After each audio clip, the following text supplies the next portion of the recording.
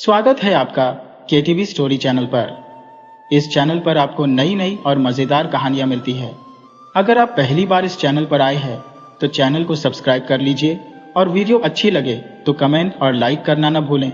दोस्तों, आज की कहानी शुरू करने से पहले मेरी आप सभी से गुजारिश है कि इस कहानी को पूरा देखिए, क्योंकि आज की हमारी कहानी बहुत ही दिलचस्प है और हमें जीवन की एक बहुत अच्छी सीख भी देती है। तो चलिए शुरू करते हैं हमारी आज की कहानी। दोस्तों, कई बार हम जीवन में ऐसे हालातों के बोझ तले दब जाते हैं कि अपनी आंखों में सपने होने के बावजूद भी उन्हें पूरा करना बहुत मुश्किल लगता है। सुबह से शाम तक कड़ी मेहनत करने के बाद भी जब बदले में सिर्फ थकान ही मिलती है तो दिल में सिर्फ एक ही सवाल उठता है, क्या किस्मत सिर्फ कुछ ही लोगों का साथ देती है? क्या हम सब अपने हालातों के हाथों मजबूर हैं, या फिर इन हालातों को बदलने की ताकत हमारे अंदर छिपी है? यह कहानी हमारी सोच को एक नई दिशा में मोड़ने के लिए तैयार है, जो हमें बताएगी कि किस तरह से मेहनत, समझदारी और विश्वास, ये तीनों चीजें एक साधारण इंसान की किस्मत भी बदल सकती है। यह कहानी बहुत पुरानी है, जब किसी नगर में बलवान नाम का एक नौजवान रहता था। ये नाम उसके माँ बाप ने नहीं बल्कि लोगों ने उसे दिया था। असल में उस नौजवान के माँ बाप बचपन में ही मर चुके थे, लेकिन उसका शरीर इतना तगड़ा और मजबूत था कि लोग उसे बलवान कहकर बुलाते थे। बलवान अपने नगर के बाजार में मजदूरी का काम करता था। सुबह से शाम तक वह मजदूरी करता, लेकिन हमेशा वह किसी सोच में गुम रहता। जब वह अपने मजबूत कंधों पर भारी बोरियां और सामान उठाता तो ऐसा लगता जैसे पूरी दुनिया का भार उसी के ऊपर लदा हुआ है। वह कोई साधारण मजदूर नहीं था, बल्कि बहुत ही मेहनती, ईमानदार और अक्लमंद भी था। उसे अपने काम से बहुत प्यार था। वह सुबह अपने घर से बाजार आता और शाम को बाजार से सीधा अपने घर चला जाता। बस यही उसकी दुनिया थी। उसने अपनी आंखों में बड़े बड़े सपने सजा रखे थे, लेकिन उसकी जिंदगी बहुत गरीबी में बीत रही थी। जब भी वह किसी अमीर व्यापारी को देखता तो उसकी आंखों में एक चमक सी आ जाती। एक दिन वह बाजार में मौजूद एक पुराने फव्वारे के पास बैठा हुआ आराम कर रहा था कि तभी उसे नगर के कोतवाल का काफिला आता हुआ नजर आया। सिपाहियों और कई नौकरों के साथ वह कोतवाल चला आ रहा था। बलवान बड़ी हैरानी से उसकी शानो शौकत को देख रहा था। बड़ी ही धीमी और दबी हुई आवाज में अपने आप से कहने लगा, इसकी जगह पर मैं क्यों नहीं हो सकता? मुझे इस तरह का शानदार जीवन क्यों नसीब नहीं हुआ? आखिर मुझमें ऐसी कौन सी कमी है जो मुझे आगे बढ़ने से रोक रही है? वह पूरा दिन बाजार में मेहनत करता और शाम होने से कुछ ही देर पहले वह अपने घर को वापस चला जाता। थकावट के कारण उसका पूरा शरीर टूट रहा था और सारा दिन बोरियां ढोते ढोते उसके बदन में दर्द हो रहा था। लेकिन उसके दिल में अभी भी कोतवाल के उस काफिले के विचार चल रहे थे। बलवान के टूटे फूटे घर के नजदीक एक बहुत ही पुराना और घनी छाया वाला पेड़ था। एक बूढ़ा आदमी हमेशा वहां पर बैठा रहता। उस बूढ़े आदमी की आंखों में जीवन के अनुभव साफ दिखाई देते थे। वह हर रोज बलवान को वहां से जाते हुए देखता कि यह नौजवान हमेशा किसी सोच में गुम रहता है और परेशान है। लेकिन न तो बलवान ने कभी उस बूढ़े आदमी से कोई बात की और न ही उस बूढ़े आदमी ने कभी बलवान से कोई बात की। आज जब बलवान अपने घर के नजदीक पहुंचा तो ना चाहते हुए भी वह उस बुजुर्ग आदमी की तरफ देखने लगा। एक पल के लिए वह वहीं पर ठहर गया। वह बुजुर्ग आदमी अपने हाथों में एक पुरानी सी किताब लिए उसे पढ़ने में व्यस्त था। पर जैसे ही उसकी नजर बलवान पर पड़ी तो उसने धीरे से अपना सिर उठाया और बड़ी ही नरमी से बोला, आओ बेटा, मेरे पास आकर बैठो। बलवान बड़ी हैरानी से इधर उधर देखने लगा ताकि उसे इस बात पर विश्वास हो सके कि वह बूढ़ा आदमी उसे ही बुला रहा है। वह धीरे धीरे उस बुजुर्ग आदमी के पास आया और पूछने लगा, बाबा, क्या आपको किसी चीज की जरूरत है? बूढ़े ने मुस्कुराते हुए जवाब दिया, नहीं बेटा, मुझे तो नहीं, पर लगता है कि शायद तुम्हें किसी चीज की जरूरत है। मैं कई दिनों से देख रहा हूं कि तुम किसी परेशानी के बोझ के नीचे दबे हुए हो। आखिर बात क्या है? बुजुर्ग आदमी की यह बात सुनकर बलवान उसके नजदीक बैठ गया और उसे ऐसा महसूस हुआ कि जैसे उसने आज उस इंसान को ढूंढ लिया है जो उसके दिल की बात को सुन सकता है। बलवान ने बड़े ही बुझे हुए मन से कहा, बाबा, मैं एक मजदूर हूं सुबह से शाम तक मैं मेहनत करता हूँ, लेकिन अपने सपनों की सच्चाई तक मैं पहुंच नहीं पा रहा। मेरे सपने बहुत बड़े हैं और इन्हीं सपनों की वजह से मैं बहुत बेचैन रहता हूँ। क्या मेरी तकदीर में यही सब लिखा है कि मैं सुबह से शाम तक पसीना बहाऊं, मेहनत करूं और हासिल कुछ भी ना हो? मैं अपना जीवन एक मजदूर की तरह नहीं बिताना चाहता, पर मैं क्या करूं? मेरे पास अपने मजबूत शरीर और चौड़े कंधों के अलावा और कुछ भी नहीं है। बूढ़े आदमी ने किताब को एक तरफ रखा और गहरी नजरों से वह बलवान को देखने लगा और बोला, बेटा, बड़े सपने देखना अच्छी बात है, लेकिन सिर्फ सपने देखना और अपने शरीर की ताकत के साथ मेहनत करते रहना ही काफी नहीं है। हमें अपने सपनों को सच में बदलने के लिए कुछ और करना पड़ेगा। तुम ऐसा करो कि कल मेरे पास वापस आना। मैं तुम्हें एक ऐसा भेद बताऊंगा जो तुम्हारी जिंदगी बदल देगा। बलवान एक पल के लिए चुप हो गया। बुजुर्ग आदमी की बातों ने उसकी दिलचस्पी बढ़ा दी थी, लेकिन उसके दिल में अभी भी संदेह था। वह पूछने लगा, बाबा, किस तरह का भेद? एक भेद भला मेरा जीवन किस तरह से बदल सकता है? बूढ़े आदमी ने कहा, जब तुम उस भेद को समझ लोगे तो फिर तुम्हारे जीवन का रास्ता और मंजिल दोनों अपने आप ही तुम्हारे सामने आ जाएंगे। लेकिन सबसे पहले तुम्हें अपने आप पर भरोसा करना होगा। बलवान ने उस बूढ़े आदमी का शुक्रिया अदा किया और अपने घर की तरफ चल दिया। उस रात बलवान को नींद नहीं आई। वह तो बस गहरी सोच में ही डूबा रहा। उसके दिमाग में बस यही बातें चल रही थी। एक तरफ तो उसका दिल यह कहता था कि वह बूढ़े आदमी की बातें सिर्फ कोरी बातें हैं। दूसरी तरफ उसके मन में यह विचार भी आ रहा था कि शायद उस बूढ़े बाबा के पास सचमुच कोई ऐसा भेद हो या फिर कोई ऐसा रास्ता हो जो मेरे सपनों को पूरा कर सके। यह सोचते सोचते उसे नींद आ गई। फिर अगली सुबह सूरज चमकने से पहले ही बलवान जाग गया और जल्दी से तैयार होकर सूरज निकलते ही वह बाजार की तरफ रवाना हो गया। वह उसी पेड़ की तरफ जा रहा था जहां पर बूढ़ा बाबा हर रोज उस किताब को हाथ में लिए पढ़ता रहता था। बलवान के नजदीक आते ही बूढ़े बाबा ने अपना सिर उठाया और मुस्कुराकर कहने लगा, अपने वादे को पूरा करना सफलता की पहली शर्त है। बलवान की आंखों में अब उम्मीद थी, लेकिन वह कुछ बेचैन भी था। बूढ़े बाबा के सामने बैठ गया और कहने लगा, मैं आ गया हूं बाबा। अब आप मुझे बताइए कि वह कौन सा राज है जो मेरे जीवन को बदल सकता है। बूढ़े बाबा ने अपनी जेब में हाथ डाला और एक छोटा सा पत्थर निकालकर बलवान को देते हुए कहने लगे, बेटा, यह कोई साधारण पत्थर नहीं है। यह जिसके पास भी होता है उसके लिए हमेशा खुशहाली लेकर आता है। उसके लिए किस्मत के दरवाजे खुल जाते हैं। बलवान ने उस पत्थर को अपने हाथ में लिया और हैरानी से उसकी तरफ देखने लगा और फिर हिचकिचाते हुए वह पूछने लगा, बाबा, यह तो सिर्फ एक पत्थर है। इससे बड़े बड़े पत्थर तो मैं हर रोज अपनी पीठ पर उठाकर ढोता हूं। ये पत्थर मेरे जीवन को कैसे बदल सकता है? बुजुर्ग आदमी ने मुस्कुराते हुए कहा, मुझ पर भरोसा रखो, ये कोई साधारण पत्थर नहीं है। इस पत्थर के तुम्हारे पास आते ही तुम्हारे जीवन में कई मौके आएंगे। बस तुम्हें उन मौकों को पहचानना है। बलवान को अभी भी विश्वास नहीं हो रहा था, पर उसने यह फैसला कर लिया कि वह बूढ़े बाबा की बातों पर विश्वास करके जरूर देखेगा। उसने वह पत्थर अपने हाथों में लिया और जब वह बाजार की तरफ चलने लगा तो उसने महसूस किया कि आज का दिन उसके लिए एक नई शुरुआत लेकर आया है। उस बूढ़े बाबा को धन्यवाद देकर बलवान बाजार की तरफ निकल गया। बाजार में उसने कुछ व्यापारियों को आपस में बातें करते हुए सुना। वे सभी व्यापारी एक बड़े काफिले के बारे में बात कर रहे थे जो शाम के समय वहां से जाने वाला था। बलवान वहीं पर रुक गया और बड़े ध्यान से उनकी बातें सुनने लगा। बलवान को पता लगा कि व्यापारियों का एक काफिला जो अपने कारोबार के सिलसिले में दूसरे नगरों की यात्रा पर जाने वाला था। उन्हें बहुत से हुनरमंद और ताकतवर मजदूरों की जरूरत थी।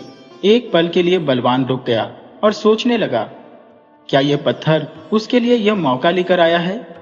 क्या यह किस्मत का वही इशारा है जिसके बारे में बूढ़े बाबा ने मुझे बताया था? कुछ देर तक सोचने के बाद बलवान व्यापारियों के काफिले के मुखिया के पास गया। काफिले का मुखिया देखने में बहुत ही प्रभावशाली आदमी था। बलवान उसके नजदीक गया और कहने लगा, हुजूर, मैं इसी बाजार में मजदूरी करता हूँ और मैं बहुत ही मेहनती भी हूँ। मैं ऐसे ही किसी मौके की तलाश में हूँ। क्या आप मुझे अपने काफिले में शामिल कर सकते हैं? व्यापारियों के मुखिया ने तीखी नजरों से उसे देखा और सख्त लहजे में पूछने लगा, हम तुम्हें अपने काफिले में कैसे शामिल कर सकते हैं? तुम ईमानदार हो या कोई चोर, मेहनती हो या निकम्मे, ये सब हमें कैसे पता लगेगा? बलवान ने अपनी जेब में रखे हुए पत्थर पर हाथ रखा और बड़े ही दृढ़ विश्वास से बोला, मैं अपने जीवन को बदलना चाहता हूँ और मुझे पूरा विश्वास है कि आप मुझे एक मौका जरूर देंगे। काफिले का मुखिया मुस्कुराते हुए कहने लगा, चलो ठीक है, मैं तुम्हें एक मौका दूंगा, लेकिन तुम्हें अपनी काबिलियत साबित करनी पड़ेगी। काफिले के मुखिया की बात सुनकर अब बलवान को इस बात पर पूरा विश्वास हो गया कि यह पत्थर कोई साधारण पत्थर नहीं है, बल्कि यह तो एक ऐसी चीज है जो उसके जीवन को बदलने के लिए आई है। आज वह पहला दिन था जब बलवान अपने नगर से बाहर जाने वाला था, इसीलिए यह सब कुछ उसे बड़ा ही अजीब और नया लग रहा था। इस तरह से व्यापारियों के उस काफिले के साथ बलवान चल दिया। बलवान काफिले के साथ साथ जहां भी जाता और जहां पर रुकता, वहां की हर चीज को वह बड़े ही ध्यान से देखता, खास तौर पर पत्थरों को, और सोचता कि मेरी जेब में जो पत्थर है, आखिर इसमें ऐसी कौन सी खास बात है जो इन सभी पत्थरों में नहीं है। उसने कई दिनों तक जी तोड़ मेहनत की और उसके बदले में उसे मजदूरी भी मिलती थी, लेकिन साथ ही साथ उसे जीवन का अनुभव भी मिल रहा था। आखिरकार उनका काफिला एक बहुत बड़े नगर में दाखिल हुआ। वहां पर बहुत से व्यापारी एक जगह पर इकट्ठे थे और वह उस नगर के राजा के महल से आई हुई एक खबर के बारे में बात कर रहे थे। यह खबर एक ऐसे रहस्यमयी खजाने के बारे में थी जो इस नगर के किसी कोने में दबा हुआ था, पर किसी को यह मालूम नहीं था कि वह खजाना असल में है कहां पर। राजा के पास एक नक्शा था जो उस दबे हुए खजाने की तरफ इशारा करता था, पर नक्शे पर दी हुई निशानियां बहुत ही पेचीदा थी और सभी लोगों की समझ से बाहर थी। उन व्यापारियों की बातें सुनकर बलवान ने अपनी जेब में रखे हुए पत्थर पर हाथ रखा और अपने आप से कहने लगा कि आज यह मौका मेरे सामने है जो इस पत्थर की वजह से आया है, और सचमुच यह पत्थर मेरी जिंदगी बदलने वाला है। उसी समय राजा की तरफ से यह घोषणा कर दी गई कि जो भी आदमी उस नक्शे के रहस्य को समझने में सफल हो पाएगा, उसे बहुत ही बड़ा इनाम दिया जाएगा। यह खबर आग की तरह पूरे शहर में फैल गई। लाखों कोशिशें करने के बावजूद भी कोई भी उस नक्शे के रहस्य को सुलझाने में सफल नहीं हो पाया।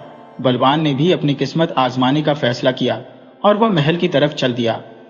जब वह महल के मुख्य दरवाजे पर पहुंचा तो एक पल के लिए घबरा गया, लेकिन फिर उसने अपनी हिम्मत को इकट्ठा किया और आगे बढ़ने लगा।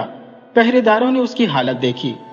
बलवान के फटे पुराने कपड़े देखकर वह कहने लगे, तुम यहीं पर रुको, महल के अंदर कहां घुसे जा रहे हो? बलवान ने कहा, मैं उस रहस्यमयी नक्शे में छिपे हुए राज्य को हल करना चाहता हूं। सिपाहियों में से एक ने उसे सर से लेकर पांव तक देखा और फिर उसका मजाक उड़ाते हुए कहने लगा, तुम्हारा हुलिया तो किसी मजदूर जैसा लगता है। जब बड़े बड़े विद्वान और जानकार रहस्यमय नक्शे को नहीं समझ पाए तो तुम उसे कहां से समझ लोगे? बलवान ने अपनी जेब में रखे हुए उस पत्थर पर हाथ रखा और बड़ी ही दृढ़ता से कहा, भाइयों, कई बार समस्या का हल वहां से मिलता है जहां से कोई उम्मीद नहीं होती। आप लोग मुझे एक मौका तो दीजिए, मैं वादा करता हूं कि आप लोगों को कोई नुकसान नहीं होगा। फिर पहरेदारों ने आपस में सलाह की और वे लोग बलवान को अंदर ले गए। जब बलवान उस महल के अंदर दाखिल हुआ तो उसने महसूस किया कि जैसे वह किसी और ही दुनिया में आ गया है। महल के अंदर की शानो शौकत और चकाचौंध को देखकर बलवान दंग रह गया। राजा अपनी गद्दी पर बैठा था और उसके आसपास सभी विद्वान मौजूद थे, जिनके चेहरों पर मायूसी छाई हुई थी क्योंकि वे लोग नक्शे के रहस्य को सुलझा नहीं पाए थे। बलवान ने राजा के सामने सिर झुकाया और कहने लगा, महाराज, मैंने उस रहस्यमय नक्शे के बारे में सुना है और मैं भी अपनी किस्मत आजमाना चाहता हूं। राजा ने संदेह भरी नजरों से उसे देखा और फिर अपने विद्वानों की तरफ देखते हुए हंसते हुए कहने लगा, क्या हमारे इतने बुरे दिन आ गए कि लोग हमसे मजाक करने के लिए आए हैं? चलो कोई बात नहीं नौजवान, जब तुमने इतनी हिम्मत की ही है तो मैं तुम्हें भी एक मौका देता हूं, पर याद रखना, अगर तुम असफल रहे तो तुम्हें इस मजाक की भारी कीमत चुकानी पड़ेगी। अब वह नक्शा बलवान के सामने रख दिया गया था। वह नक्शा बड़ी ही अजीबोगरीब निशानियों और तरह तरह की रेखाओं से भरा हुआ था। ऐसा लग रहा था जैसे उस नक्शे का कोई और छोर ही नहीं था। बलवान बड़े ही ध्यान से उस नक्शे का निरीक्षण करने लगा। बलवान को यह महसूस हुआ कि नक्शे पर बने हुए निशान बिल्कुल वैसे ही थे जो उसने अपनी यात्रा के दौरान कुछ पत्थरों पर देखे थे।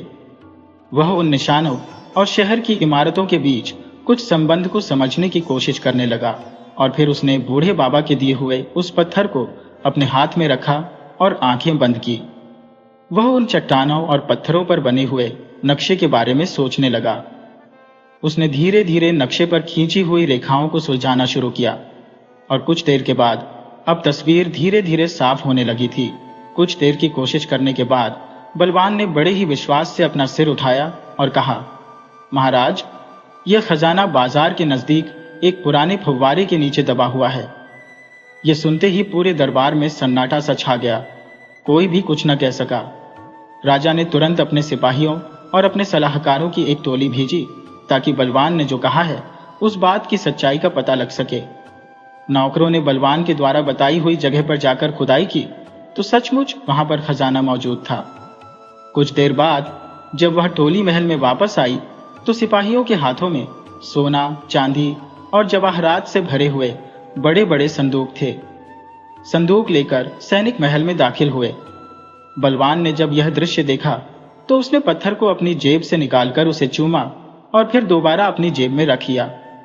राजा अपनी राजगद्दी से उठा और बलवान के नजदीक आकर कहने लगा, नौजवान, तुमने तो मुझे हैरान कर दिया। आखिर तुम मुझे यह बताओ कि तुमने इस मुश्किल पहेली को कैसे सुलझा लिया जो कि बाकी लोगों के लिए बिल्कुल ही असंभव थी। बलवान ने मुस्कुराते हुए कहा, महाराज, कई बार हमें समस्याओं को एक अलग नजरिए से देखने की जरूरत होती है और उन्हें अपने जीवन के अनुभवों से जोड़ना पड़ता है।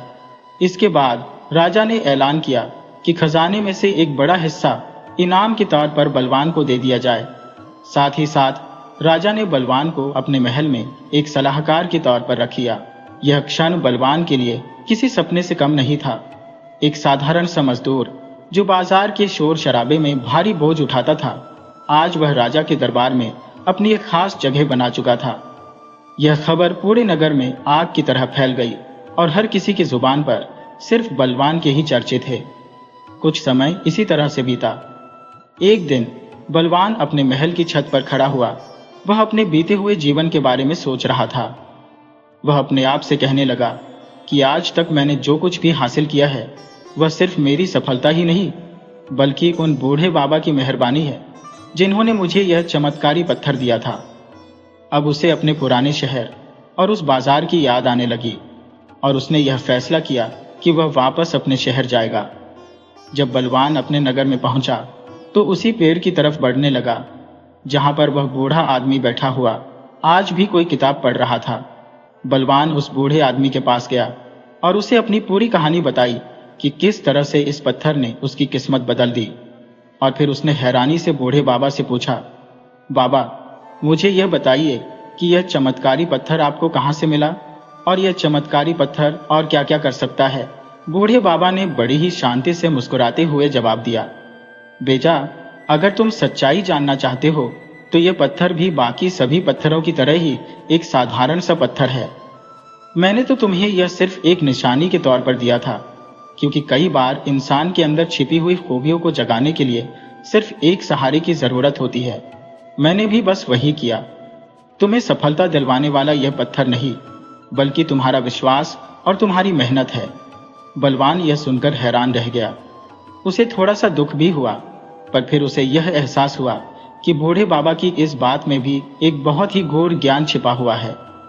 उसने बूढ़े बाबा को धन्यवाद दिया और अपने महल की तरफ लौट गया। तो दोस्तों, किस्मत आखिर क्या है? किसी ने सच कहा है कि किस्मत वही है कि जब ईश्वर हमें अपने जीवन में सुधार लाने का कोई मौका देता है और आप उस मौके का फायदा उठाने के लिए अपने आप को तैयार रखते हैं।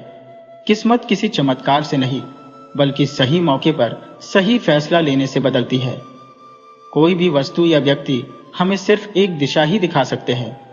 बलवान को उस बूढ़े आदमी ने जो पत्थर दिया था वो चमत्कारी पत्थर नहीं था बल्कि वो तो एक साधारण सा पत्थर था, परंतु वो पत्थर बलवान के अंदर एक नया विश्वास दिलाने के लिए काफी था। इसलिए किस्मत का इंतजार ना करते हुए मौके की तलाश में रहिए और उसे पहचानिए और हमेशा विश्वास और हिम्मत से आगे बढ़ते रहिए।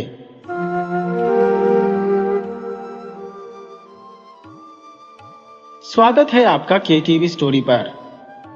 इस चैनल पर आपको नई नई और दिलचस्प कहानियां मिलती है। अगर आप पहली बार इस चैनल पर आए हैं तो चैनल को सब्सक्राइब कर लीजिए और वीडियो अच्छी लगे तो कमेंट और लाइक करना बिल्कुल मत भूलिएगा। सैकड़ों साल पुरानी बात है जब विराटगढ़ नाम के एक राज्य पर राजा परसेन का राज्य था। राजा परसेन एक बहुत ही धार्मिक प्रवृत्ति का इंसान था। वह अभी नया नया राजा बना था क्योंकि अपने पिता की मृत्यु हो जाने पर उसे राजगद्दी पर बैठना पड़ा। राजा परसेन अपने दरबार में आने वाले सभी विद्वानों को बहुत ही आदर सत्कार दिया करता था, लेकिन झूठ और फरेबी लोग राजा को बिल्कुल भी पसंद नहीं थे। पकड़े जाने पर वह ऐसे लोगों को दंडित करने से भी पीछे नहीं हटता था। राजा के राज्य में ढोंगी और पाखंडियों के लिए कोई जगह नहीं थी। राजा परसेन का अभी तक विवाह नहीं हुआ था। वह अभी 2-3 राजकुमारियों के स्वयंवर में भी जा चुका था, लेकिन अभी तक किसी भी राजकुमारी ने उसे पसंद नहीं किया था। इसलिए राजा परसेन ने अब किसी भी स्वयंवर में ना जाने का फैसला किया और सोच लिया था कि अब उसके विवाह के लिए जब किसी राजकुमारी का रिश्ता आएगा तो वह उसी के साथ ही विवाह करेगा। इसी तरह से समय बीता। एक दिन की बात है जब राजा अपने राज्य के एक गांव का भ्रमण करने के बाद वापस लौट रहा था कि रास्ते में एक जंगल पड़ता था। उस जंगल में पड़ोस के राज्य की राजकुमारी सुकन्या अपनी कुछ सहेलियों के साथ घूमने के लिए निकली थी। अचानक 2 लुटेरे राजकुमारी सुकन्या को अपने साथ ले जाने की कोशिश करने लगे। राजकुमारी की सहेलियों ने जंगल में खूब शोर मचाया, मगर वहां पर उनकी सुनने वाला कोई नहीं था। संयोग की बात है कि उसी तरफ से राजा परसेन आ रहा था। जब घने जंगल में उसने कुछ लड़कियों की चीख पुकार सुनी तो उसे समझते देर न लगी कि जरूर किसी लड़की के साथ कोई ज्यादती की जा रही है। राजा उस वक्त अकेला था, फिर भी उसने दोनों लुटेरों को ललकारा और उनके साथ भिड़ गया। दोनों लुटेरे राजा पर हावी हो गए, जिसके कारण राजा बुरी तरह से घायल हो गया। ठीक उसी समय राजकुमारी सुकन्या, जो कि तलवार चलाने में बहुत ही माहिर थी, उसने लुटेरों की गिरी हुई तलवार उठाई और एक एक करके दोनों डाकुओं का काम तमाम कर दिया। राजकुमारी ने जब देखा कि राजा अब बुरी तरह से घायल हो चुका है तो राजकुमारी घायल राजा को इस हालत में छोड़कर वापस नहीं जाना चाहती थी। उसने राजा को घोड़े पर बिठाया और वापस राजा परसेन के महल में आ गई, जबकि उसने अपनी सहेलियों को वापस अपने राज्य भेज दिया था और अपने पिता के पास यह खबर भिजवा दी थी कि मेरे ऊपर कुछ कर्ज चढ़ गया है और उसको वापस किए बिना मैं नहीं आऊंगी, क्योंकि राजा राजकुमारी सुकन्या को बचाने में बुरी तरह से घायल हो गया था। तो महल में पहुंचते ही राजवैद्य ने उसका इलाज शुरू कर दिया। राजकुमारी सुकन्या भी राजा की सेवा में लग गई। हालांकि राजा के महल में पहले से ही कई दासियां थी जो पहले भी राजा की सेवा किया करती थी। राजकुमारी निस्वार्थ भाव के साथ राजा की सेवा में लग गई। वह रात भर जागकर राजा की देखभाल करती, उसे समय पर औषधि देती, अपने हाथों से उसे खाना खिलाती और फिर 15 दिनों के अंदर अंदर राजा बिल्कुल ठीक हो गया। तो राजकुमारी ने कहा, महाराज, अब मुझे मेरे राज्य वापस लौटने की आज्ञा दीजिए। राजा, जो कि मन ही मन राजकुमारी से प्रेम करने लगा था, वह कहने लगा, राजकुमारी, अगर आपको यहां से लौटना ही था तो आप मेरे साथ यहां तक आई क्यों? सुकन्या बोली, महाराज, आपने मेरी जान लुटेरों से बचाकर मुझ पर बहुत ही उपकार किया है। आपके जैसे बहादुर राजा को भला मैं घायल अवस्था में छोड़कर कैसे जा सकती थी? राजा ने कहा, राजकुमारी, उस समय तो मैं कम घायल था, इसलिए अब मैं ठीक हो चला हूं, लेकिन अब तुम मुझे छोड़कर चली जाओगी तो मैं उससे भी ज्यादा घायल हो जाऊंगा। मेरे इन जख्मों का इलाज तो वैद्य जी ने कर दिया, लेकिन जो जख्म आप मुझे देंगी उनका इलाज तो आपके सिवा किसी और के पास नहीं है। अब मैं आपसे साफ साफ कह देता हूं कि आप मुझे छोड़कर कहीं नहीं जाएंगी।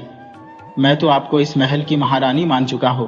राजकुमारी ने कहा, महाराज, यह तो आपका बड़प्पन है।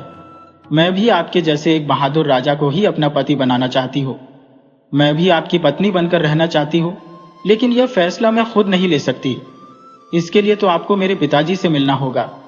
उनकी आज्ञा के बिना मैं कुछ नहीं कर सकती, लेकिन मैं आपको यह वचन देती हूँ कि अगर मेरा विवाह होगा तो सिर्फ आपसे ही होगा, वरना मैं जीवन भर कुंवारी रहूंगी। ये बात मैंने इसलिए कही क्योंकि मुझे मालूम है कि मेरे पिता के संबंध आपके राज्य के साथ बिल्कुल भी अच्छे नहीं है। इसीलिए वह जल्दी नहीं मानने वाले। इसके लिए तो आपको बहुत ही कोशिश करनी होगी और मैं भी अपनी तरफ से पूरी कोशिश करूंगी। अगर इसके लिए मुझे बदनामी भी झेलनी पड़ी तो मैं सहन कर जाऊंगी। राजा ने कहा, राजकुमारी, अगर तुम मुझसे शादी करने को तैयार हो तो फिर इतनी कठिनाइयों को सहने की क्या आवश्यकता है। हम दोनों इसी समय शादी कर लेते हैं और शादी करने के बाद ही आपके पिताजी के पास चलेंगे। राजकुमारी ने कहा, नहीं महाराज, ऐसा करने से तो स्थिति और भी बिगड़ जाएगी। मैं आपको किसी मुसीबत में नहीं डालना चाहती। मैं नहीं चाहती कि मेरी वजह से कोई युद्ध हो। राजा ने कहा, तो ठीक है राजकुमारी, मैं आपकी कही हुई बात के अनुसार ही चलूंगा और फिर आपके पिताजी से बात करूंगा। राजा ने बड़े ही भारी मन से और पूरे सम्मान के साथ राजकुमारी सुकन्या को उसके राज्य वापस विदा कर दिया। जब राजकुमारी अपने महल में पहुंची तो उसका पिता राजा सुंदर उस पर बहुत ही नाराज हुआ और कहने लगा, राजकुमारी, तुम्हें मेरे विरोधी राज्य में नहीं जाना चाहिए था। तुम पूरे 15 दिन तक राजा परसेन के महल में रहकर आई हो। इस तरह से तुमने मेरी इज्जत मिट्टी में मिला दी। राजकुमारी सुकन्या ने कहा, महाराज, मैंने आपकी इज्जत पर कोई आंच तक नहीं आने दी। मुझे राजा परसेन के साथ इसलिए जाना पड़ा क्योंकि उसने मुझे लुटेरों से बचाया था और मेरी वजह से राजा परसेन घायल हो गए थे, तो मुझे उनकी सहायता करनी पड़ी और इस कारण से मुझे 15 दिन तक उनके महल में रहना पड़ा। क्योंकि आप तो जानते हैं कि मैं किसी का एहसान अपने ऊपर नहीं रखती, उसे उसी वक्त लुटा देती हो। तो अब हिसाब किताब बराबर हो गया। राजा ने कहा, बेटी, मुझे तुम्हारी यही मूर्खता पसंद नहीं है। तुम छोटी छोटी बातों पर भावुक हो जाती हो।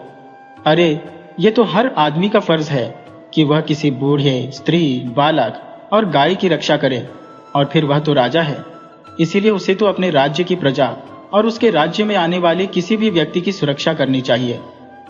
अगर उसने तुम्हारी लुटेरों से सुरक्षा की है तो इसमें एहसान की कोई बात नहीं है। अगर कोई राजा और भी होता तो वह यही करता। तुम ही मूर्ख हो जो इस बात को एहसान मान बैठी। दूसरी तरफ राजा बरसेन एक दिन भी राजकुमारी सुकन्या से दूर न रह सका। उसे लगा कि अब चलकर राजा सुंदर से राजकुमारी का हाथ मांगना चाहिए, तो वह राजकुमारी के राज्य मुकुंद नगर में आ गया। जब वह राजा सुंदर के दरबार में पहुंचा और राजा सुंदर से उसने राजकुमारी का हाथ मांग लिया, तो ये बात सुनकर राजा सुंदर भड़क गया और कहने लगा, राजन, पहले तो तुम मेरी बराबरी के नहीं हो। मैं इतने बड़े साम्राज्य का चक्रवर्ती सम्राट हूं और कहां तुम एक छोटे से राज्य के राजा। और दूसरी बात, हमारे और तुम्हारे राज्य के बीच में मैत्रीपूर्ण संबंध भी नहीं है। हाँ, तुमने मेरी बेटी के ऊपर एक छोटा सा उपकार किया है, हालांकि वह एक उपकार भी नहीं है, वह तो तुम्हारा फर्ज था, और उस छोटे से फर्ज के बदले तुम सीधे राजकुमारी का हाथ मांगने के लिए आ गए। ये तुमने सोच भी कैसे लिया कि उस एहसान के बदले में मैं अपनी बेटी राजकुमारी सुकन्या को तुम्हें दे दूंगा। राजा परसेन ने कहा, महाराज, आप मुझे गलत समझ रहे हैं। मैंने किसी उपकार के बदले में राजकुमारी की मांग नहीं की, बल्कि मुझे तो राजकुमारी से प्यार हो गया है और प्रेम के वश होकर ही मैं राजकुमारी से शादी करना चाहता हूं। साथ ही साथ आपके राज्य के साथ मैं मैत्रीपूर्ण संबंध रखना चाहता हूं। राजा सुंदर ने कहा, मुझे तुम्हारे राज्य के साथ किसी भी तरह के मैत्रीपूर्ण संबंध रखने की इच्छा नहीं है, और मैं तुम्हें बता दूं कि हमारी राजकुमारी की शादी की बात पहले से ही किसी दूसरे राजकुमार के साथ चल रही है। अगर सब कुछ ठीक ठाक रहा तो अगले 2-3 महीनों में राजकुमारी का विवाह हो जाएगा। राजा परसेन बोला, राजन, एक बार आप फिर से सोच लीजिए। मेरे लिए आपके दिल में जो भी गलत फहमियां है उन्हें निकाल कर बाहर कीजिए। राजा सुंदर ने कहा, देखो राजन, मैं तुम्हारा लिहाज कर रहा हूं, तो इसका मतलब यह नहीं कि तुम कुछ भी बोलते जाओ। तुमने राजकुमारी पर जो उपकार किया है उसी की वजह से मैं अब तक चुप हूं, वरना तुम्हें तो कब का मैंने बंदी बना लिया होता। और इससे पहले कि मैं गुस्से में आकर अपनी तलवार से तुम्हारा सिर काट दूं, तुम मेरे दरबार से चले जाओ और फिर कभी मेरे राज्य की सीमा के अंदर कदम मत रखना। मेरे राज्य का भी कोई इंसान तुम्हारे राज्य में नहीं जाएगा। ये सुनकर राजा परसेन को भी गुस्सा आ गया और वह कहने लगा, महाराज, इतना घमंड भी ठीक नहीं है। मैं भी अपने राज्य से आपके राज्य में आने वाले सभी रास्तों को बंद कर दूंगा और फिर आप किसी दूसरे राज्य के साथ व्यापार नहीं कर सकेंगे। मैं कल से ही आपके राज्य में आने वाले सभी रास्तों को बंद करवा दूंगा। इस तरह से राजा परसेन तमतमाता हुआ अपने राज्य वापस आ गया। उधर राजकुमारी सुकन्या ने जब सुना कि राजा परसेन और उसके पिता के बीच में बहुत ही ज्यादा बहस हुई है और बात बनने की बजाय बिगड़ गई है, अब विवाह की बात तो दूर, एक दूसरे के राज्य में प्रवेश भी बंद कर दिया गया है। कल से सीमाएं बंद कर दी जाएंगी। अब तो राजकुमारी को कुछ सूझ नहीं रहा था कि क्या किया जाए, किस प्रकार से राजा परसेन तक पहुंचा जाए। वह सोचने लगी कि उसने अपने पिता की खातिर राजा परसेन के महल से वापस आकर भारी गलती कर दी है। उसे वहीं पर राजा परसेन से शादी कर लेनी चाहिए थी, लेकिन अब तो विवाह की बात दूर है, बल्कि कहीं भयंकर लड़ाई न छिड़ जाए। तभी राजकुमारी ने अपनी सबसे करीबी सहेली से इस बात की चर्चा की। राजकुमारी की सहेली, जिसका नाम प्रोमिला था, राजकुमारी को उस पर बहुत ही भरोसा था कि वही इस समस्या का हल निकाल सकती है। दोनों ने एकांत कमरे में बैठकर इस बारे में बातचीत की। उन्होंने आपस में क्या बात की यह किसी को नहीं मालूम, लेकिन उस दिन के बाद से राजकुमारी बहुत ही खुश रहने लगी थी।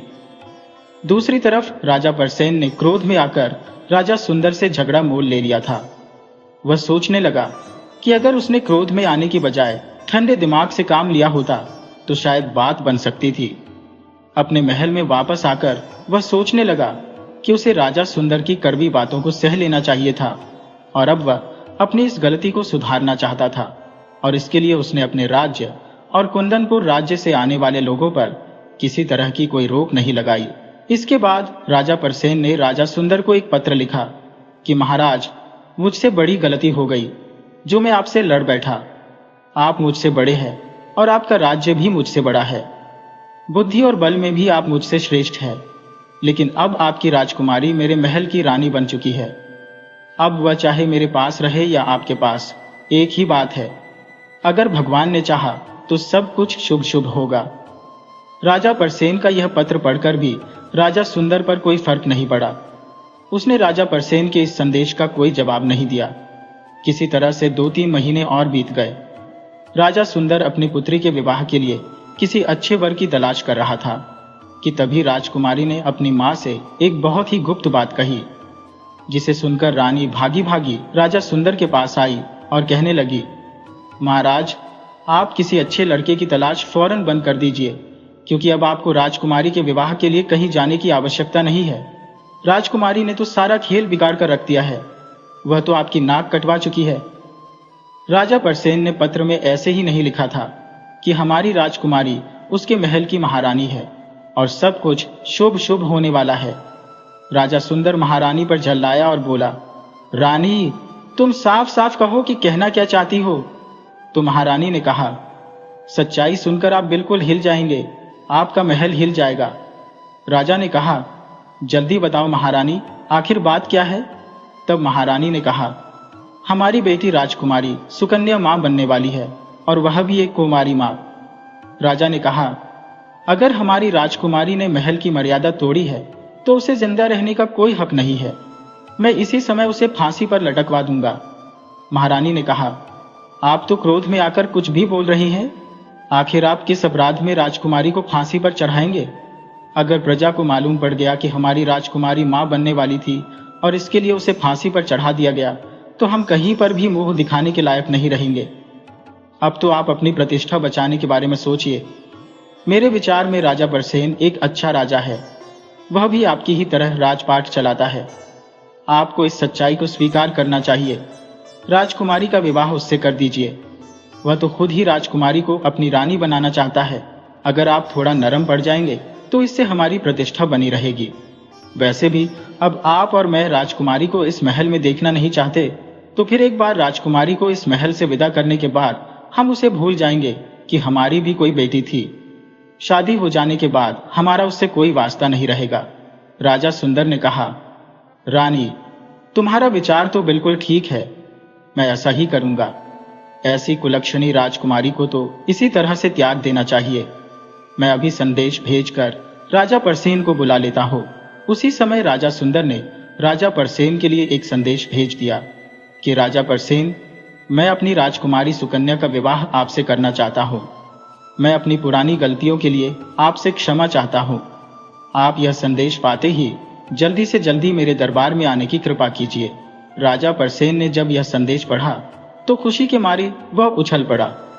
उसे समझ में नहीं आ रहा था कि इस तरह से आखिर राजा सुंदर का हृदय परिवर्तन कैसे हो गया।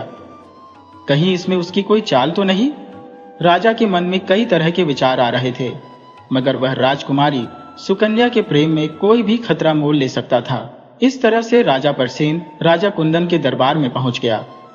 राजा कुंदन ने राजा परसेन का स्वागत किया और फिर उसने अपनी बेटी और राजा परसेन के विवाह में किसी तरह की भी कोई देरी नहीं की। वह तो राजकुमारी को जल्दी से जल्दी अपने महल से निकाल देना चाहता था। अगले ही दिन राजकुमारी और राजा परसेन का विवाह करवा दिया गया। राजा और रानी राजकुमारी की विदाई के वक्त रोना तो दूर बल्कि अपने आप को हल्का महसूस कर रहे थे। उनके ऊपर से जैसे कोई बड़ा बोझ टल गया हो। राजकुमारी यह सारी बातें समझ रही थी। वह तो अपनी सहेली के कहे अनुसार ही चल रही थी। असल में वह कोई मां नहीं बनने वाली थी, बल्कि वह तो मर्यादा में रहने वाली राजकुमारी थी। मगर राजा परसेन को पाने के लिए उसने अपने ऊपर बदनामी मोल ले ली थी। हालांकि अब दोनों का विवाह हो चुका था, तो वह सच्चाई सबके सामने लाना चाहती थी। उसने अपनी मां से कहा, मां, तुम मुझसे मुंह क्यों मोड़ रही हो? तुम जो बात समझकर मुझसे मुंह फेर रही हो और जो कुछ भी मैंने तुमसे कहा था वह सब कुछ झूठ है। मैं कोई मां नहीं बनने वाली थी। मैंने किसी तरह की कोई मर्यादा भंग नहीं की। मुझे तो अपने पति पर गर्व है। जब मैंने सुना कि मेरे पिता मेरा विवाह कहीं और करना चाहते हैं तो मैं घबरा गई थी और झूठ बोलने के सिवा मेरे पास कोई और चारा नहीं था। झूठ बोलकर और खुद को बदनाम करके मैंने अपने पति को पा लिया। आप दोनों को तो मेरे इस फैसले से खुश होना चाहिए और मुझे खुशी खुशी विदा करना चाहिए। राजकुमारी की सहेली भी उस समय वहीं पर खड़ी थी। वह महारानी से कहने लगी, रानी मां, मुझे माफ कर दीजिए। दरअसल यह उपाय मेरा ही बताया हुआ था। मैंने ही राजकुमारी को यह सुझाव दिया था कि तुम जब ऐसे झूठ बोलोगी तो राजा तुम्हारा विवाह कहीं और नहीं कर सकेंगे, और ऐसा ही हुआ। अब राजा और रानी को भी अपनी गलती महसूस होने लगी थी कि उनकी गलती के कारण ही राजकुमारी ने यह बदनामी मोल ली थी। उन्हें पहले ही राजकुमारी का विवाह राजा परसेन के साथ कर देना चाहिए था, तो ऐसी नौबत आती ही नहीं। राजा और रानी ने अपनी बेटी से माफी मांगी और अपनी गलती मान ली। इस तरह से राजकुमारी सुकन्या रानी बनकर विराटनगर चली गई। समय बीता और फिर रानी सुकन्या ने एक बड़े ही सुंदर पुत्र को जन्म दिया। राजा और रानी ने बड़े ही प्यार से राजकुमार का नाम कुलदीप रखा। समय के साथ साथ कुलदीप जब बड़ा हुआ तो उसे भी अपने पिता की तरह शिकार खेलने का शौक हुआ। वह अक्सर जंगल में शिकार करने के लिए जाया करता था। दूसरी तरफ इस नगर के पास ही कृपाशंकर नाम का एक दरिद्र ब्राह्मण रहता था। वह अपनी अकेली बेटी और अपनी पत्नी के साथ रहता था। ब्राह्मण आसपास के गांव में अपने यजमानों के यहाँ पर पूजा पाठ और कथा इत्यादि करके अपने घर का गुजारा करता था। एक दिन की बात है, नगर के सेठ के यहाँ पर जब ब्राह्मण ने कथा सुनाई तो सेठ ने खुश होकर उसे एक गाय दान में दे दी, जिसे ब्राह्मण अपने घर ले आया। अब ब्राह्मण की पत्नी और उसकी बेटी गाय को पालने लगी।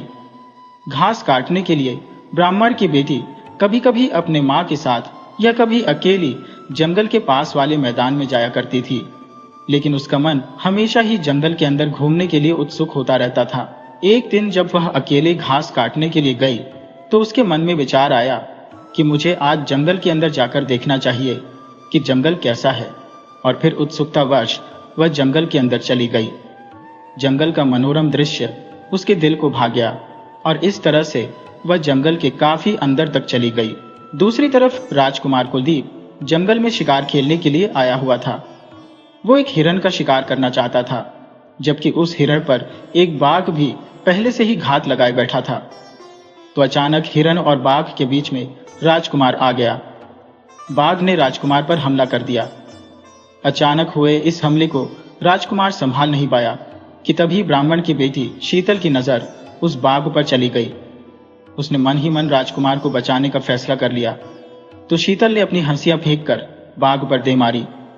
बाघ अचानक हुए इस हमले से घबरा गया और राजकुमार को छोड़कर जंगल में भाग गया।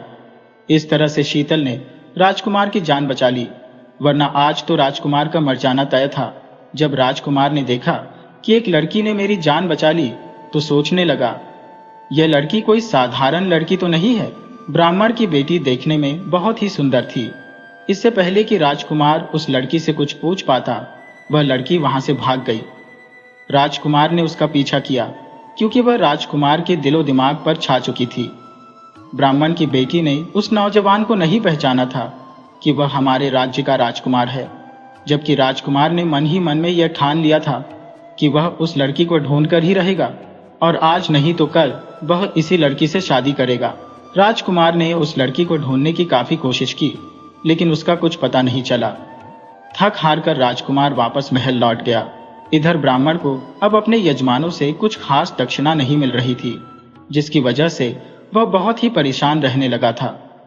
2 वक्त की रोटी भी उसके लिए मुश्किल होती जा रही थी, क्योंकि उसकी गाय ने भी अब दूध देना बंद कर दिया था।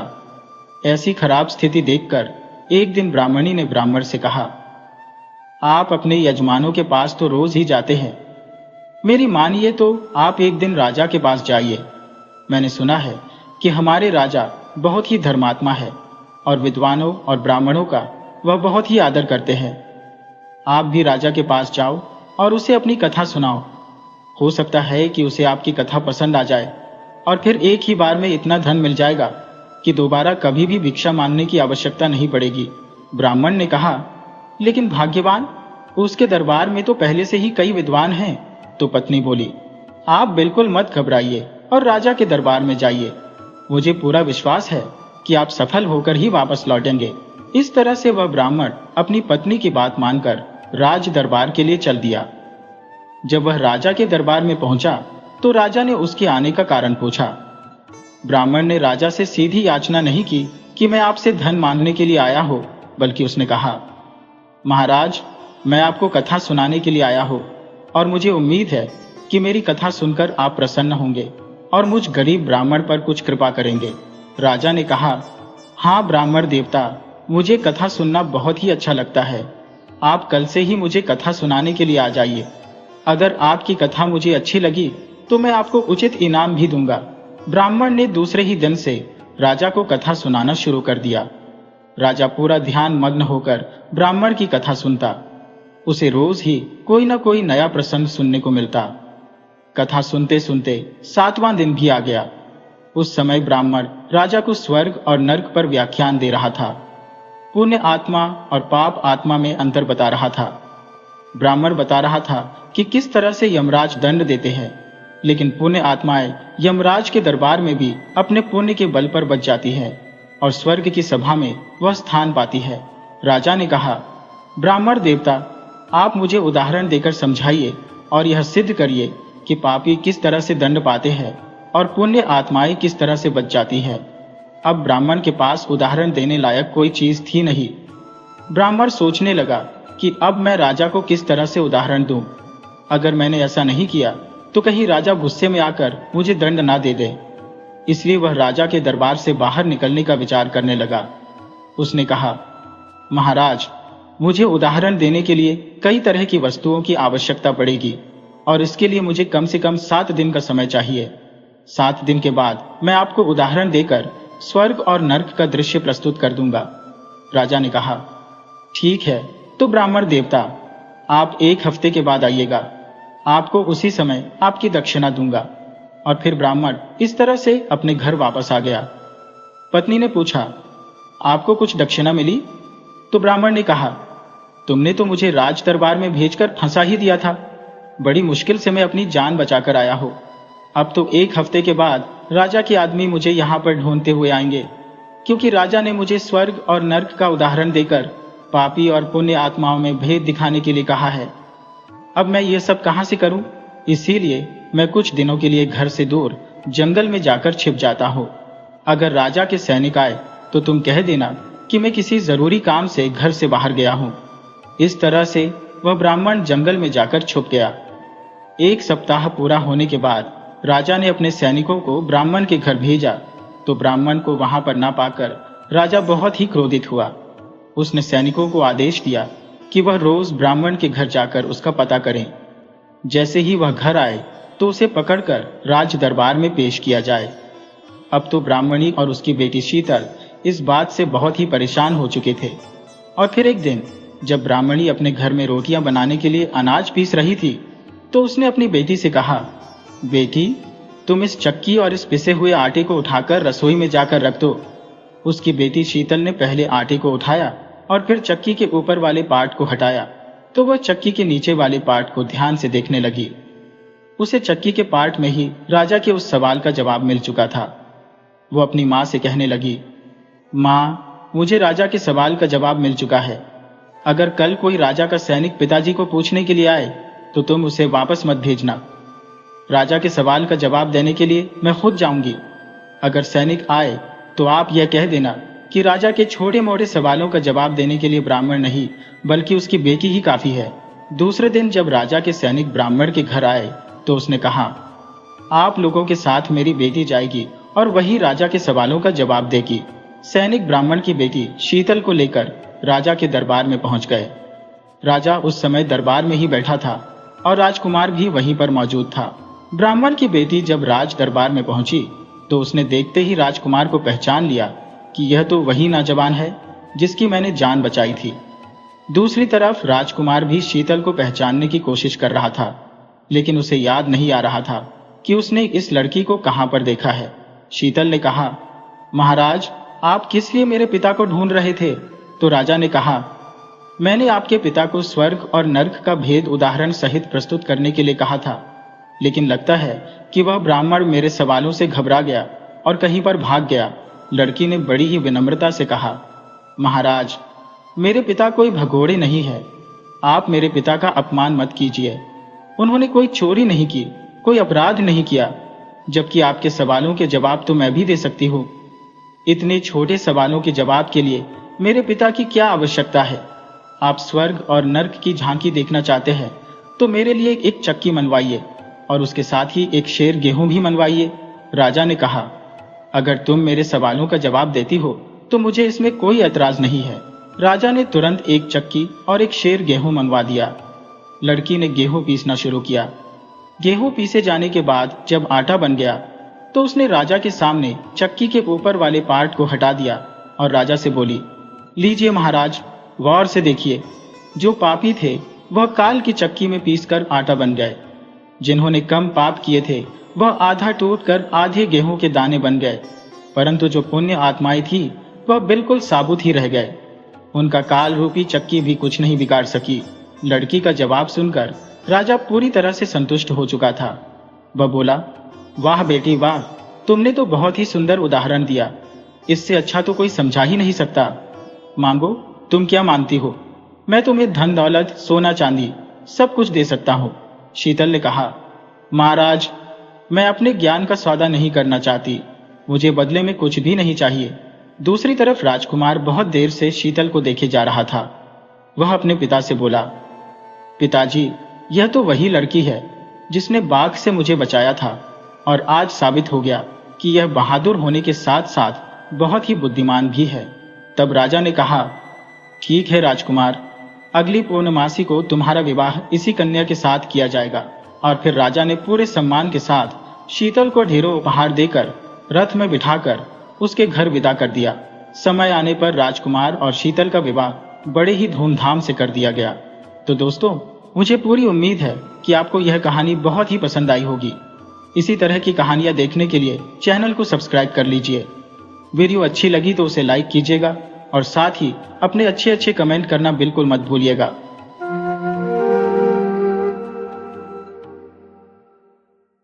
रामू अपनी माँ, छोटे भाई और बहन के साथ एक छोटे से गांव में रहता था। आज रामू को किसी काम से गांव से बाहर जाना था। जब उसने ये बात अपनी माँ को बताई तो उसकी माँ चिंतित होकर कहने लगी, बेटा, आज अमावस्या है और तुम अचानक कहाँ जा रहे हो? रामू ने उत्तर दिया, माँ, मुझे एक जरूरी काम है, इसलिए जाना पड़ रहा है। माँ ने फिर कहा, बेटा, अमावस्या की रात बहुत अंधेरी होती है, जा तो रहे हो पर जल्दी लौट आना। गांव के बाहर की अंधेरी और उबड़ खाबड़ रास्तों पर चलना मुश्किल हो जाता है। रामू ने माँ को आश्वस्त किया, माँ, मैं समझता हूँ, मैं अपना ध्यान रखूंगा और काम होते ही जल्दी लौट आऊंगा। माँ ने कहा, देखो बेटा, अगर अंधेरा होने लगे तो वहीं रुक जाना, पर अंधेरे में यात्रा करने से बचना। रामू ने हामी भरते हुए कहा। ठीक है माँ। और वह जल्दी से निकल पड़ा। गांव में पहुंचकर उसने अपना काम निपटाया, लेकिन लौटते वक्त शाम ढलने लगी और रास्ते में अंधेरा छा गया। अमावस्या की रात की याद आते ही रामू सोचने लगा, आज की रात वाकई बहुत अंधेरी है। उसे याद आया कि 2 साल पहले भी ऐसी ही एक अंधेरी रात थी, जब वह अचानक एक लड़की से टकरा गया था। वह लड़की बेहद खूबसूरत थी। उसकी गोरी चिट्टी त्वचा और नाजुक नैन नक्श उसे याद आ गए। उसने उस लड़की से पूछा था, तुम्हारा नाम क्या है? लड़की ने मुस्कुराते हुए कहा था, मेरा नाम अमावस्या है। रामू ने हैरान होकर कहा था, ये कैसा नाम है? लड़की ने हंसते हुए उत्तर दिया, क्यों, इसमें क्या बुराई है? जब किसी का नाम पूर्णिमा हो सकता है तो अमावस्या क्यों नहीं? रामू ने कहा था। अच्छा ठीक है, हो सकता है ऐसा नाम भी, लेकिन ऐसा नाम मैंने कभी सुना नहीं, इसलिए मुझे अजीब लग रहा है। लड़की ने हंसते हुए कहा था, अरे बाबूजी, नाम में क्या रखा है? मैं अमावस्या के दिन पैदा हुई थी, इसलिए मेरे बाबा ने मेरा नाम अमावस्या रख दिया। मेरी बहन एकादशी के दिन पैदा हुई थी, तो उसका नाम एकादशी रख दिया।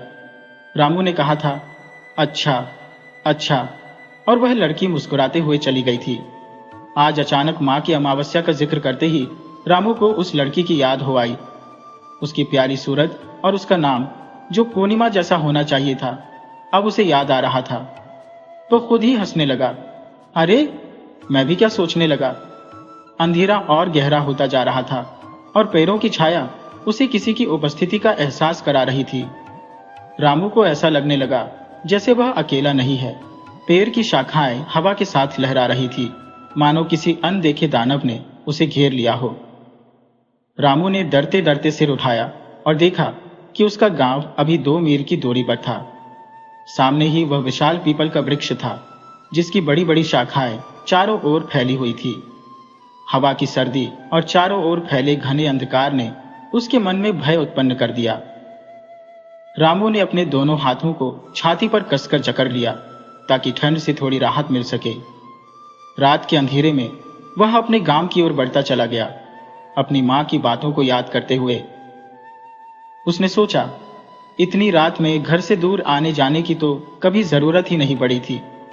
पिछले साल पिता के निधन के बाद घर की सारी जिम्मेदारी अब रामू के कंधों पर आ गई थी। उसके छोटे भाई बहन और मां की देखभाल का भार भी उसी पर था। पिता ने अपने पीछे एक छोटा सा खेत और कुछ बैल छोड़ दिए थे, जो उनकी जीविका का साधन थे। गांव शहर से काफी दूर था और वहां अब तक नए उपकरणों की सुविधा भी नहीं पहुंची थी। गांव में केवल बड़े ठाकुर के पास ही एक ट्रैक्टर था, जो उनकी निजी संपत्ति थी। उस गांव में जहां 3035 परिवार बसते थे, अधिकतर लोग खेती और मजदूरी में लगे थे। जिनके पास अधिक जमीन थी, वे अपनी फसल से घर चलाते थे, और जिनके पास जमीन नहीं थी, वे ठाकुर के खेतों में मजदूरी करके जो कुछ भी मिल जाता, उसी में संतुष्ट रहना उनकी मजबूरी थी। 2 दिन पहले अचानक खेत में काम करते वक्त रामू का एक बैल लड़खड़ाकर गिर पड़ा और फिर उठ ही नहीं पाया। अब एक बैल के बिना खेती करना नामुमकिन हो गया था। मां के कहने पर रामू 3 गांव पार अपने चाचा के पास बैल उधार मांगने गया था, ताकि वो 1 सप्ताह के लिए अपने खेतों की जुताई कर सके। उसने अपने चाचा से कहा, चाचा, मैं 1 हफ्ते में आपका बैल वापस कर दूंगा, बस थोड़ा खेत जोतने का काम कर लो। लेकिन चाचा ने मना कर दिया और कहा कि 1 महीने के बाद ही बैल वापसी के लिए ले जाओ। निराश होकर रामू उसी शाम को घर लौट पड़ा। उस रात में कहीं नहीं रुका। सोचता रहा कि जिनसे उम्मीद थी, उन्होंने भी मुंह मोड़ लिया।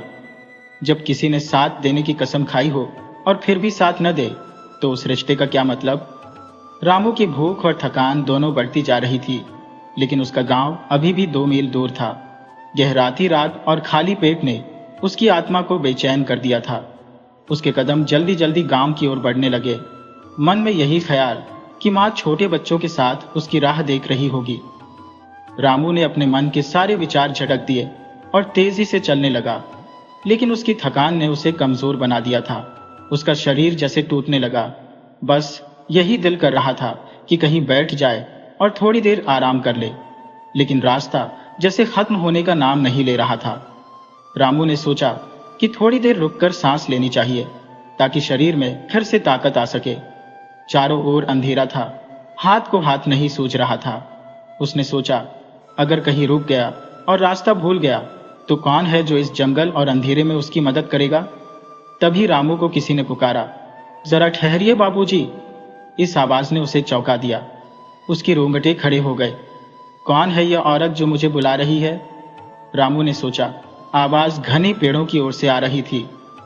उसने इधर उधर देखा लेकिन कुछ भी दिखाई नहीं दिया। रामू ने पेड़ की तरफ नजरें गड़ा दी पर वहां भी कुछ नहीं दिखा। तभी जैसे पेड़ के पीछे से किसी ने माचिस जलाई और हल्की सी चमक दिखी। उस चमक में एक स्त्री दिखी जो हाथ में जलती हुई मोमबत्ती ली थी। वह मोमबत्ती को बुझने से बचाने के लिए अपनी हथेली से ढक रही थी। उसने कहा, इधर आ जाइए बाबूजी। रामू ने डरते हुए पूछा, कौन हो तुम? इतनी रात में यहां क्या कर रही हो? भीतर ही भीतर डरते हुए भी उसने हिम्मत जुटाकर सवाल किया। वह स्त्री हंसते हुए बोली, अरे बाबूजी, मुझे भूल गए? मैं अमावस्या हूं, उस दिन आपसे मिली थी। रामू को समझ में आया लेकिन उसने पूछा, तुम यहां कैसे? अमावस्या हंसते हुए बोली, हाँ बाबूजी, उस दिन के बाद मैं ठाकरे वाली गाड़ी में काम करने चली गई थी। रामू ने चौंक कर कहा, लेकिन वह तो अब कोई नहीं रहता, सब लोग शहर चले गए हैं। अमावस्या ने धीरे से कहा, हाँ अब नहीं रहते, बस मैं ही रह गई हूं। फिर वह हंसते हुए बोली, आप बहुत थके हुए लग रहे हैं, थोड़ी देर सुस्ता लीजिए और फिर चले जाना। रामू सोचने लगा, अभी तो गांव 2 मील ही दूर है, थोड़ा ही तो फासला बचा है। लेकिन अमावस्या ने उसे समझाया, बाबूजी, आप तो पूरब की बजाय दक्षिण की ओर चले आए हैं। इस घने अंधेरे में शायद आप रास्ता भटक गए हैं। आपका गांव यहां से 5 मील दूर है। रामू ने हैरान होकर पूछा, क्या? तो अब मेरी मां परेशान हो जाएगी? अमावस्या ने मुस्कुराते हुए कहा, नहीं होगी परेशान, आपकी मां जानती है कि आप आज रात लौटने वाले नहीं थे। रामू ने आश्चर्य से पूछा, तुम्हें यह कैसे पता? अमावस्या ने हंसते हुए कहा, मुझे सब पता है बाबूजी, आपके चेहरे पर सब लिखा हुआ है। और उसकी हंसी गूंज उठी जैसे किसी ने संगीत छेड़ दिया हो। फिर उसने पूछा, आपने सुबह से कुछ खाया भी है या नहीं? अभी तो कुछ खाया नहीं, अमावस्या बोली, भूख भी लगी होगी, चलो देखती हूं कुछ मिल जाए। और वह रामू को पास के पेड़ के नीचे पड़ी एक चट्टान पर बैठाकर उस अंधकार में विलीन हो गई। रामू ने अपनी कोहनियां घुटनों पर टिकाई और चेहरा हाथों में छिपाकर उसकी वापसी का इंतजार करने लगा। सोच रहा था, अजीब है ये अमावस्या, इतनी रात में न मिलती तो न जाने मेरा क्या होता, मैं कैसे रास्ता भटक गया। वह सीधी राह पर ही तो चल रहा था। थोड़ी देर बाद अमावस्या वापस आई और उसने अपने आंचल से निकालकर रामू के हाथों में कुछ खजूर रख दी। अमावस्या बोली, लीजिए, अभी तो इन्हीं से काम चलाइए, इससे आपकी भूख और प्यास दोनों शांत हो जाएंगी। थोड़ी देर आराम कर लीजिए, फिर आगे बढ़िए। रामू बोला, पर मैं तो रास्ता भटक गया हूं। अमावस्या हंसते हुए बोली, चिंता मत करो बाबूजी, मैं तुम्हें रास्ता बता दूंगी जो सीधा तुम्हारे घर ले जाएगा।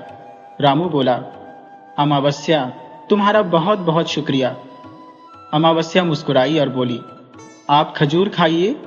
रामू ने खजूर खाए तो उसकी सारी थकान और भूख प्यास जैसे मिट गई। रामू बोला, एक बात पूछूं? अमावस्या बोली, पूछिए। तो वह कहने लगा, इतनी रात गए तुम यहां क्या कर रही हो? अमावस्या ने सर झुकाते हुए कहा, अमावस्या को अंधकार से डर लगता है।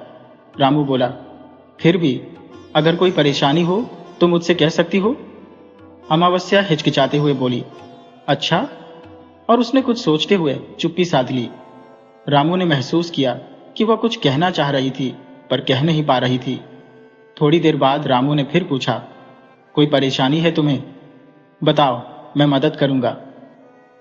अमावस्या ने धीरे से कहा, आप मेरी मदद करेंगे? और उसने रामू की आंखों में झांकते हुए कहा।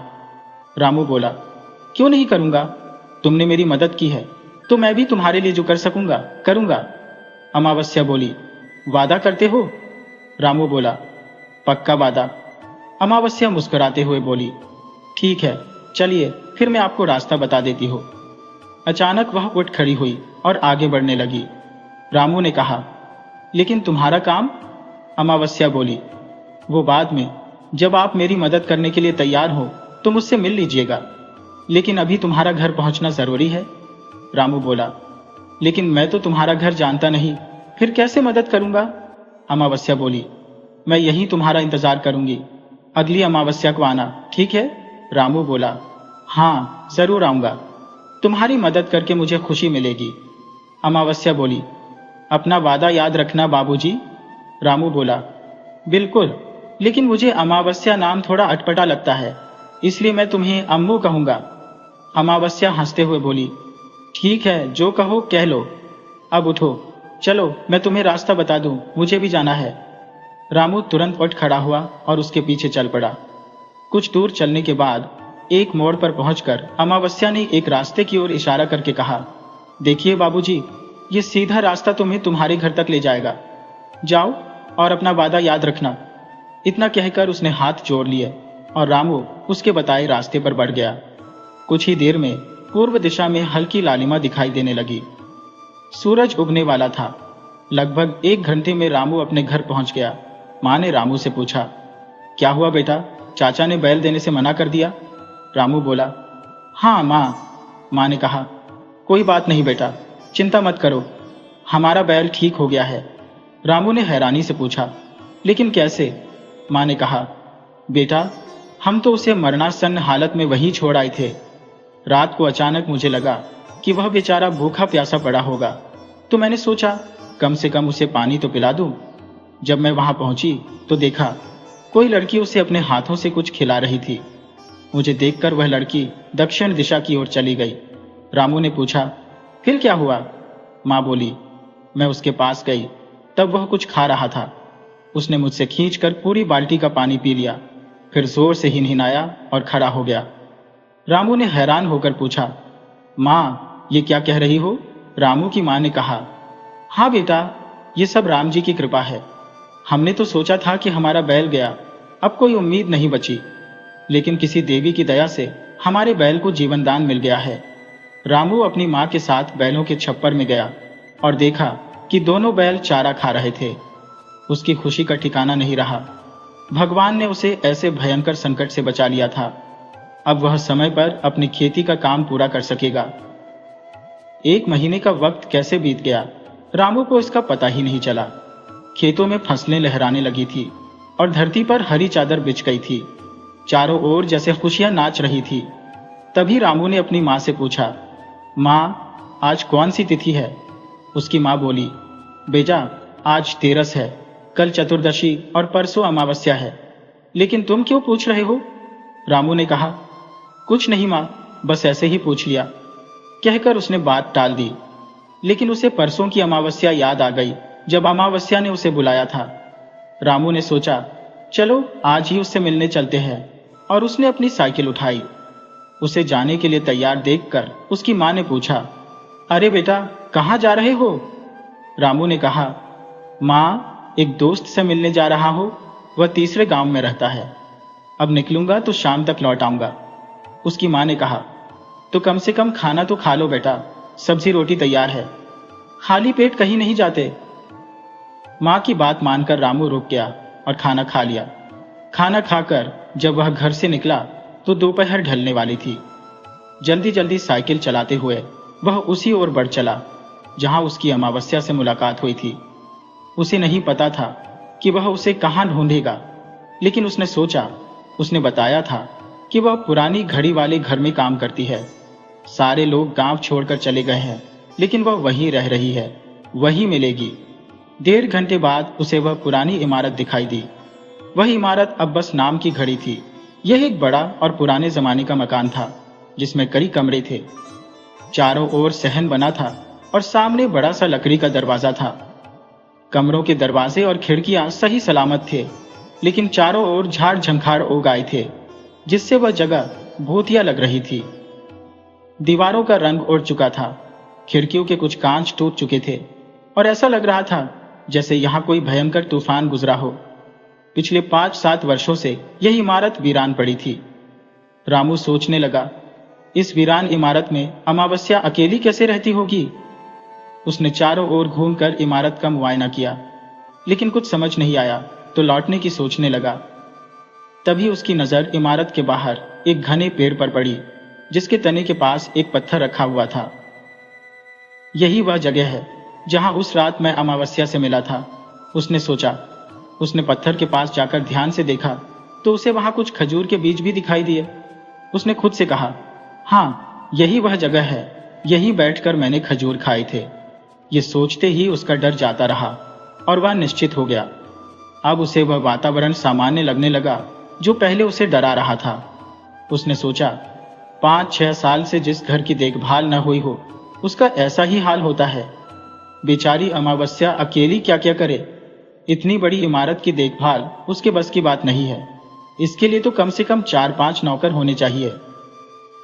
अब उसने अंदर जाने का फैसला किया। इमारत का दरवाजा मजबूती से बंद था। बहुत कोशिश करने पर भी जब दरवाजा नहीं खुला तो रामू ने अपनी साइकिल पेड़ के तने से टिका दी और उसी पेड़ पर चढ़ गया। पेड़ की मोटी डाल के सहारे वह इमारत की चारदीवारी पार करके अंदर आ गया। अंदर आकर उसने चारों ओर देखा और आवाज लगाई, अमावस्या, अमावस्या, कहाँ हो? लेकिन कोई उत्तर नहीं मिला। उसकी अपनी आवाजें गूंजकर उसके कानों में टकराने लगी। कई बार आवाज देने पर भी जब कोई उत्तर नहीं मिला और अमावस्या कहीं नजर नहीं आई तो उसने इमारत के आसपास बने कमरों में जाकर देखना शुरू किया। उसे यह देखकर बहुत आश्चर्य हुआ कि कमरों के दरवाजे कुंडी लगाकर बंद किए गए थे।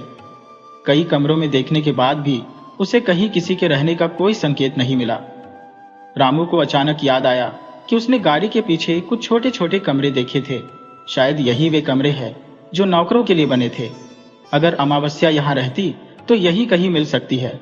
वह अभी शायद बाहर गई होगी। चलो चलकर देखना चाहिए।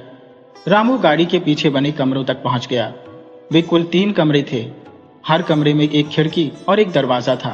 सभी दरवाजे बाहर से बंद थे। थोड़ा तलाशने पर उसे एक कमरे में जनाना कपड़े और लगभग 178 साल की बच्ची के वस्त्र मिले। कमरा बहुत गंदा था, जैसे बरसों से उसकी सफाई न की गई हो। ये कपड़े शायद अमावस्या और उसकी छोटी बहन एकादशी के होंगे, उसने सोचा। लेकिन कमरे की हालत देखकर उसका मन उलझ गया। क्या वे यहाँ नहीं रहती? और अगर नहीं रहती तो ये कमरा इतना गंदा क्यों है? रामू का दिमाग पूरी तरह चकरा गया। जब उसे कुछ समझ नहीं आया तो उसने घर वापस लौटने का फैसला किया।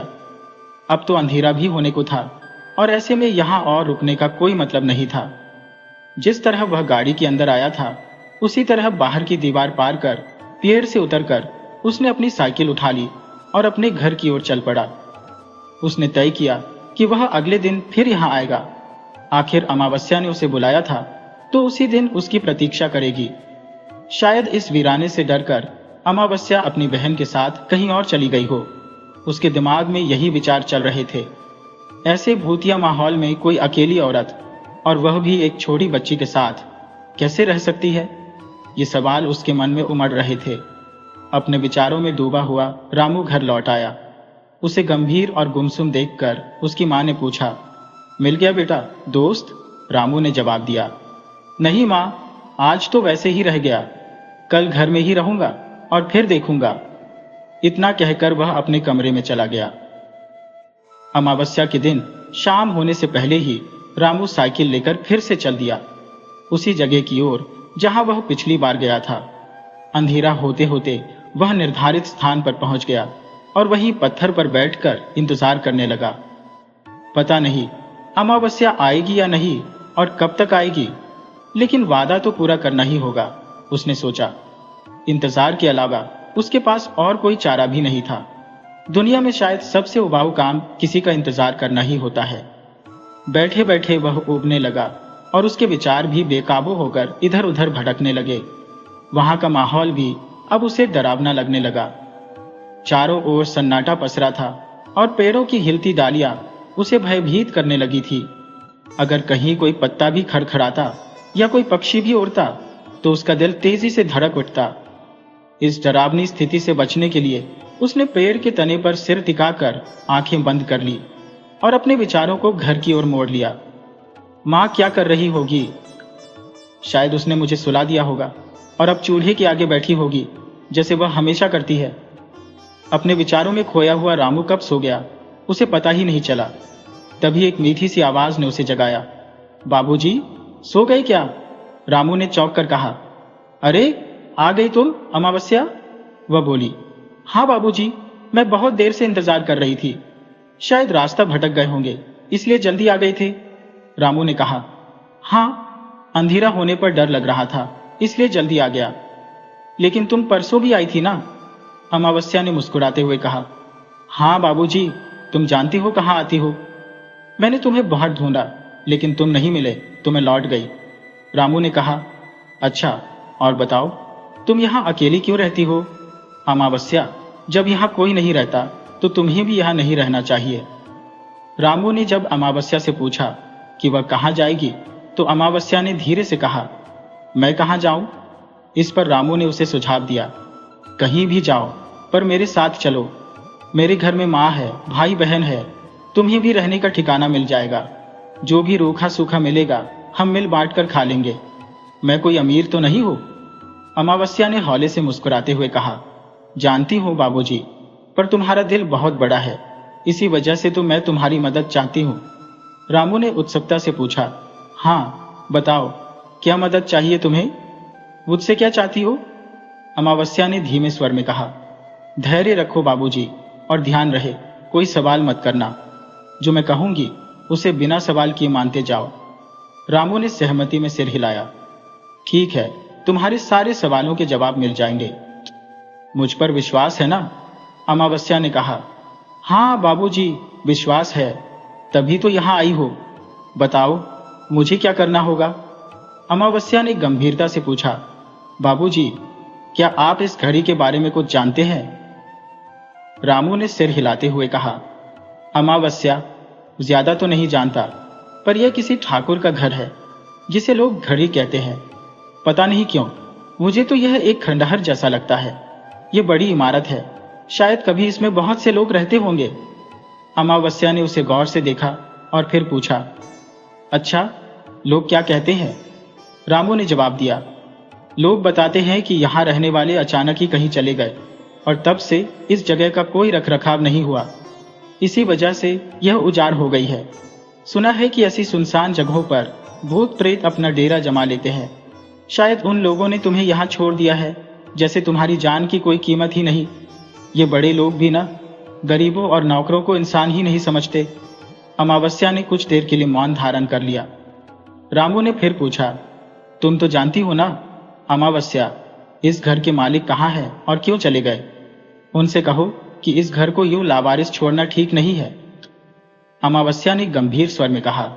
बाबूजी, तुम भूत प्रेत पर विश्वास करते हो? रामू ने सोचते हुए कहा। अमावस्या, विश्वास करने या न करने से क्या फर्क पड़ता है? अगर ऐसे ही रहा तो यह घड़ी खंडहर बन जाएगी। वैसे भी लोग कहते हैं कि यह जगह अब भूतों का अड्डा बन चुकी है। अमावस्या ने धीरे से कहा। मैं बताती हूँ बाबूजी, लगभग 6 साल पहले इस घड़ी के मालिक ठाकुर सुरेंद्र सिंह अपनी पत्नी रेखा और बेटे अमरदीप के साथ यहाँ से चले गए। वे सभी अब लंदन में रहते हैं। रामू ने आश्चर्य से पूछा। और तुम अकेले इस खंडहर की हिफाजत कर रही हो? अमावस्या ने धीरे से कहा। ऐसा ही समझ लो बाबूजी, पर मेरी कुछ मजबूरियां हैं, जिनके चलते मैं यहाँ से कहीं और नहीं जा सकती। लेकिन ठाकुर का यहाँ आना बहुत जरूरी है। मैं चाहती हूँ कि तुम किसी भी तरह ठाकुर को इस घड़ी में वापस बुला लाओ। रामू ने चिंतित स्वर में कहा। लेकिन कैसे करूंगा मैं ये? वह मुझे नहीं जानते, मैं उन्हें नहीं जानता। मेरे कहने से वे इस घर में क्यों आएंगे, जिसे वे खुद ही छोड़कर गए हैं? अमावस्या ने सोचा और कहा। बाबूजी, इस समय वे दिल्ली गए हैं। वहां उनका मित्र महिपाल रहता है। चांदनी चौक में उसका रियल एस्टेट का ऑफिस है।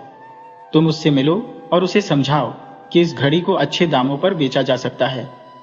ठाकुर बहुत स्वार्थी और लालची है, बेचने की बात सुनकर वे जरूर आएंगे। अगर महिपाल उन्हें बुला न सके तो तुम खुद उनसे बात करना और कहना कि इस घड़ी में तुम्हें सोने से भरी हुई तिजोरी मिली है, जिसे तुम उन्हें सौंपना चाहते हो। अगर वे नहीं आए तो तुम इसे सरकार को सौंप दोगे। ये सुनकर वे जरूर आएंगे, रामू ने संकोच से कहा। और अगर? अमावस्या ने बीच में ही टोकते हुए कहा। बाबूजी, अगर मगर छोड़ो, तुम इतने पढ़े लिखे हो, इतना तो कर ही सकते हो। थोड़ा अपनी बुद्धि भी लगाओ और कोई और बहाना सोचो, लेकिन यह काम कर दो बाबूजी। उनका यहाँ आना बहुत जरूरी है, तभी तो मैं तुमसे कह रही हूँ। और सुनो बाबूजी, मैं तुम्हें यह सब मुफ्त में करने को नहीं कह रही हूँ, इसके बदले में तुम्हें कुछ दूंगी भी। बस तुम मेरी सहायता कर दो। रामू ने हल्के स्वर में कहा। ठीक है, मैं तुम्हारी सहायता करना चाहता हूँ, पर मेरी समझ में नहीं आ रहा कि तुम क्यों उन्हें यहाँ बुलाना चाहती हो, लेकिन फिर भी मैं कोशिश करूंगा कि तुम्हारा यह काम हो जाए। रामू को कुछ सोचने का मौका नहीं मिला जब अमावस्या ने कहा, कोशिश नहीं करनी बाबूजी, ये काम करना ही होगा, याद रखना। उसकी आवाज में ऐसा गुस्सा था जैसे कोई घायल शेरनी दहाड़ रही हो। उसका चेहरा अचानक से खौफनाक हो गया, जिससे रामू थोड़ा डर गया। फिर अगले ही पल जैसे अमावस्या को होश आया, उसने 2-3 गहरी सांसें ली और आंचल से अपने चेहरे को ढक लिया। उसने कहा, माफ करना बाबूजी, मैं अपने आपे में नहीं थी। मेरी तुमसे विनती है, ये काम कर दो। रामू ने थोड़ा संकोच से कहा। लेकिन अमावस्या ने तुरंत कहा, देखो, अगर तुम महिपाल को उस घड़ी को बेचने के लिए तैयार कर लेते हो तो उसे यहां आना ही होगा, है ना? तुम बस इतना कह देना कि गाड़ी को देखने के लिए मालिक का आना जरूरी है। रामू ने फिर कहा, लेकिन मेरे पास इतने पैसे नहीं है कि मैं घड़ी खरीदने की बात कर सकूं। अमावस्या ने शांत स्वर में कहा, तुम्हें घड़ी खरीदनी नहीं है बाबूजी, बस बात करनी है। खरीदने की चिंता मत करो, वो मैं देख लूंगी। और फिर वह खड़ी हो गई। रामू ने पूछा, तुम जा रही हो? अमावस्या ने कहा, हाँ बाबूजी, अब जाना ही होगा। तुम अच्छे से सोच समझकर योजना बनाना और जितनी जल्दी हो सके मेरा काम कर देना। जितनी जल्दी तुम ये काम कर दोगे, उतनी ही जल्दी मैं इस जिम्मेदारी से मुक्त हो जाऊंगी। रामू ने पूछा, कैसे जिम्मेदारी? अमावस्या ने कहा, तुम्हें समझने की जरूरत नहीं है बाबूजी, अभी मैं चलती हूँ। इतना कहकर अमावस्या उठ खड़ी हुई और कुछ दूर जाकर अंधेरे में विलीन हो गई। रामू सोच में डूब गया। ये अंधेरा भी क्या चीज है? बड़बड़ाते हुए उसने पेड़ के तने से सिर टिकाया और कुछ ही पलों में नींद के आगोश में चला गया। उसे पता भी नहीं चला कि कब वह गहरी नींद में डूब गया। सुबह जब रामू की नींद खुली तो सूरज की किरणें पेड़ों पर चमक रही थी और चिड़ियों का कलरव चारों ओर गूंज रहा था। सूरज की उस सुनहरी रोशनी में गाड़ी एक अजीब और रहस्यमयी सी दिख रही थी। रामू ने सिर झटककर सारे विचारों को परे धकेला, अंगड़ाई ली और उठ खड़ा हुआ। साइकिल पर सवार होकर वह घर की ओर चल पड़ा। रास्ते भर अमावस्या की बातें उसके मन में गूंजती रही। एक ऐसे व्यक्ति के लिए जो कभी पास के छोटे शहर से आगे नहीं गया हो, दिल्ली जाकर महिपाल नाम के व्यक्ति को ढूंढना और फिर लंदन में रहने वाले ठाकुर को वापस उस गांव में बुलाना जिसे वे बरसों पहले किसी अज्ञात कारण से छोड़ चुके हैं, आसान काम नहीं था। फिर भी रामू ने 1 हफ्ते में घर की सारी व्यवस्था कर दी। 1 महीने के लिए पर्याप्त सामग्री की व्यवस्था करने के बाद उसने अपनी माँ से दिल्ली जाने की बात बताई। उसकी माँ ने पूछा, दिल्ली क्यों जा रहे हो बेटा? वहां तुम्हारा क्या काम है? रामू ने जवाब दिया, माँ, अगर बहुत जरूरी ना होता तो क्यों जाता? तुम चिंता मत करो, मैंने घर में महीने भर का सारा सामान रख दिया है।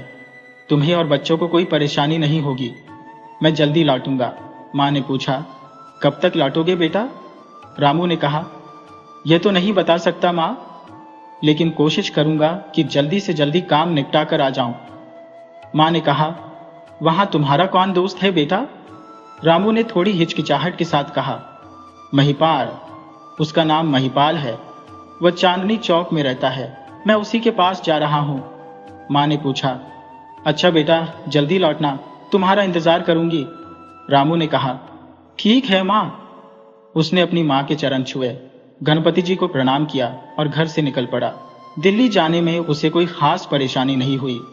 गांव से स्टेशन तक साइकिल से गया, फिर साइकिल स्टेशन मास्टर के पास रखकर दिल्ली का टिकट ले लिया। पहली बार रेल में सफर कर रहा था तो थोड़ा नर्वस था, लेकिन सोचा यह भी जीवन का एक अनुभव रहेगा। रास्ता खुशी खुशी कट गया।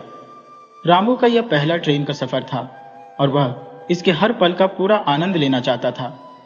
स्टेशन पर चढ़ते उतरते लोग, सहयात्रियों का हड़बड़ाया हुआ हुजूम, कुछ खुशमिजाज तो कुछ चुपचाप। यह सब देखकर रामू को बड़ा अचरज हुआ।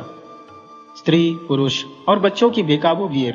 दिल्ली स्टेशन पर उतरने के बाद समय न गंवाते हुए उसने सीधा चांदनी चौक जाने के लिए रिक्शा लिया। इतना बड़ा शहर, ऊंची ऊंची इमारतें, दुकानें, बाजार, यह सब देखकर रामू की आंखें चौंधिया गईं। उसे ऐसा लगा जैसे वह किसी बड़े मेले में आ गया हो। लेकिन उसने अपने मन को साध लिया और खुद से कहा, मुझे सिर्फ अपने मकसद पर ध्यान देना है।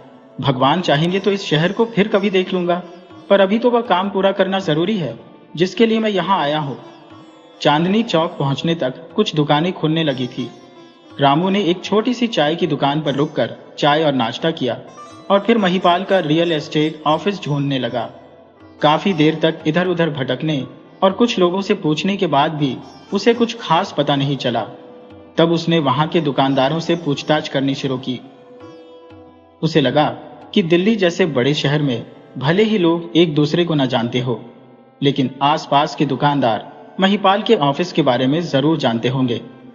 आखिरकार थोड़ी पूछताछ और मशक्कत के बाद रामू को महिपाल का रियल एस्टेट ऑफिस मिल गया। ऑफिस बहुत छोटा था, लेकिन सुंदर और व्यवस्थित था। रामू ने पास खड़े एक दुकानदार से पूछा, भाई साहब, ये महिपाल का ऑफिस है ना? दुकानदार ने उत्तर दिया, हाँ भाई, यही है। लेकिन महिपाल जी हमारे जैसे नहीं है जो सुबह से शाम तक दुकान में बैठे रहे। उनका तो लाखों का कारोबार चलता है। रामू ने थोड़ी हिचकिचाहट के साथ कहा, क्या आप बता सकते हैं कि वह कब तक आएंगे? दुकानदार ने कहा, थोड़ी देर इंतजार कर लो भाई, बस आते ही होंगे महिपाल जी। अरे लो, वह आ भी गए।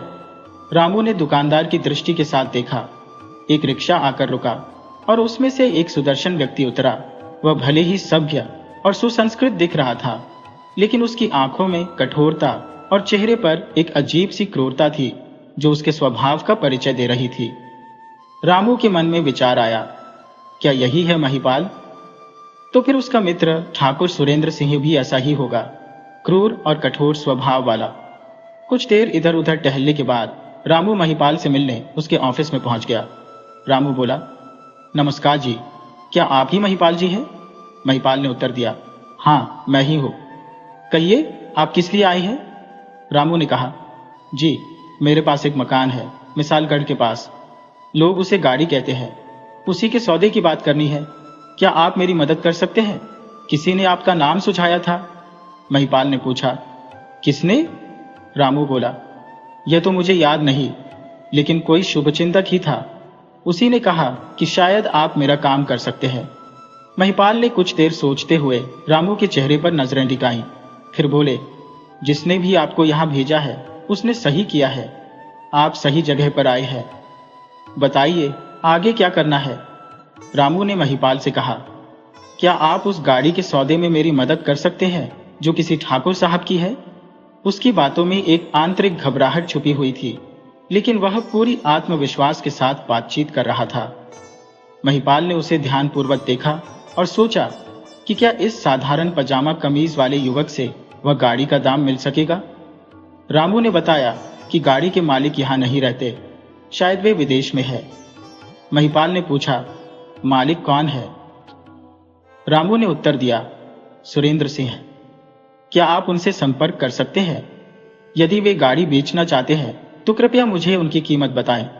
महिपाल ने कहा, मुझे एक दिन का समय दीजिए, मैं उनसे बात करके आपको कल जानकारी दूंगा। रामू ने स्वीकार किया, ठीक है, मैं कल मिलता हूं। इसके बाद उसने दिन दिल्ली की सड़कों पर घूमते हुए बिताया और रात को एक धर्मशाला में रुक गया।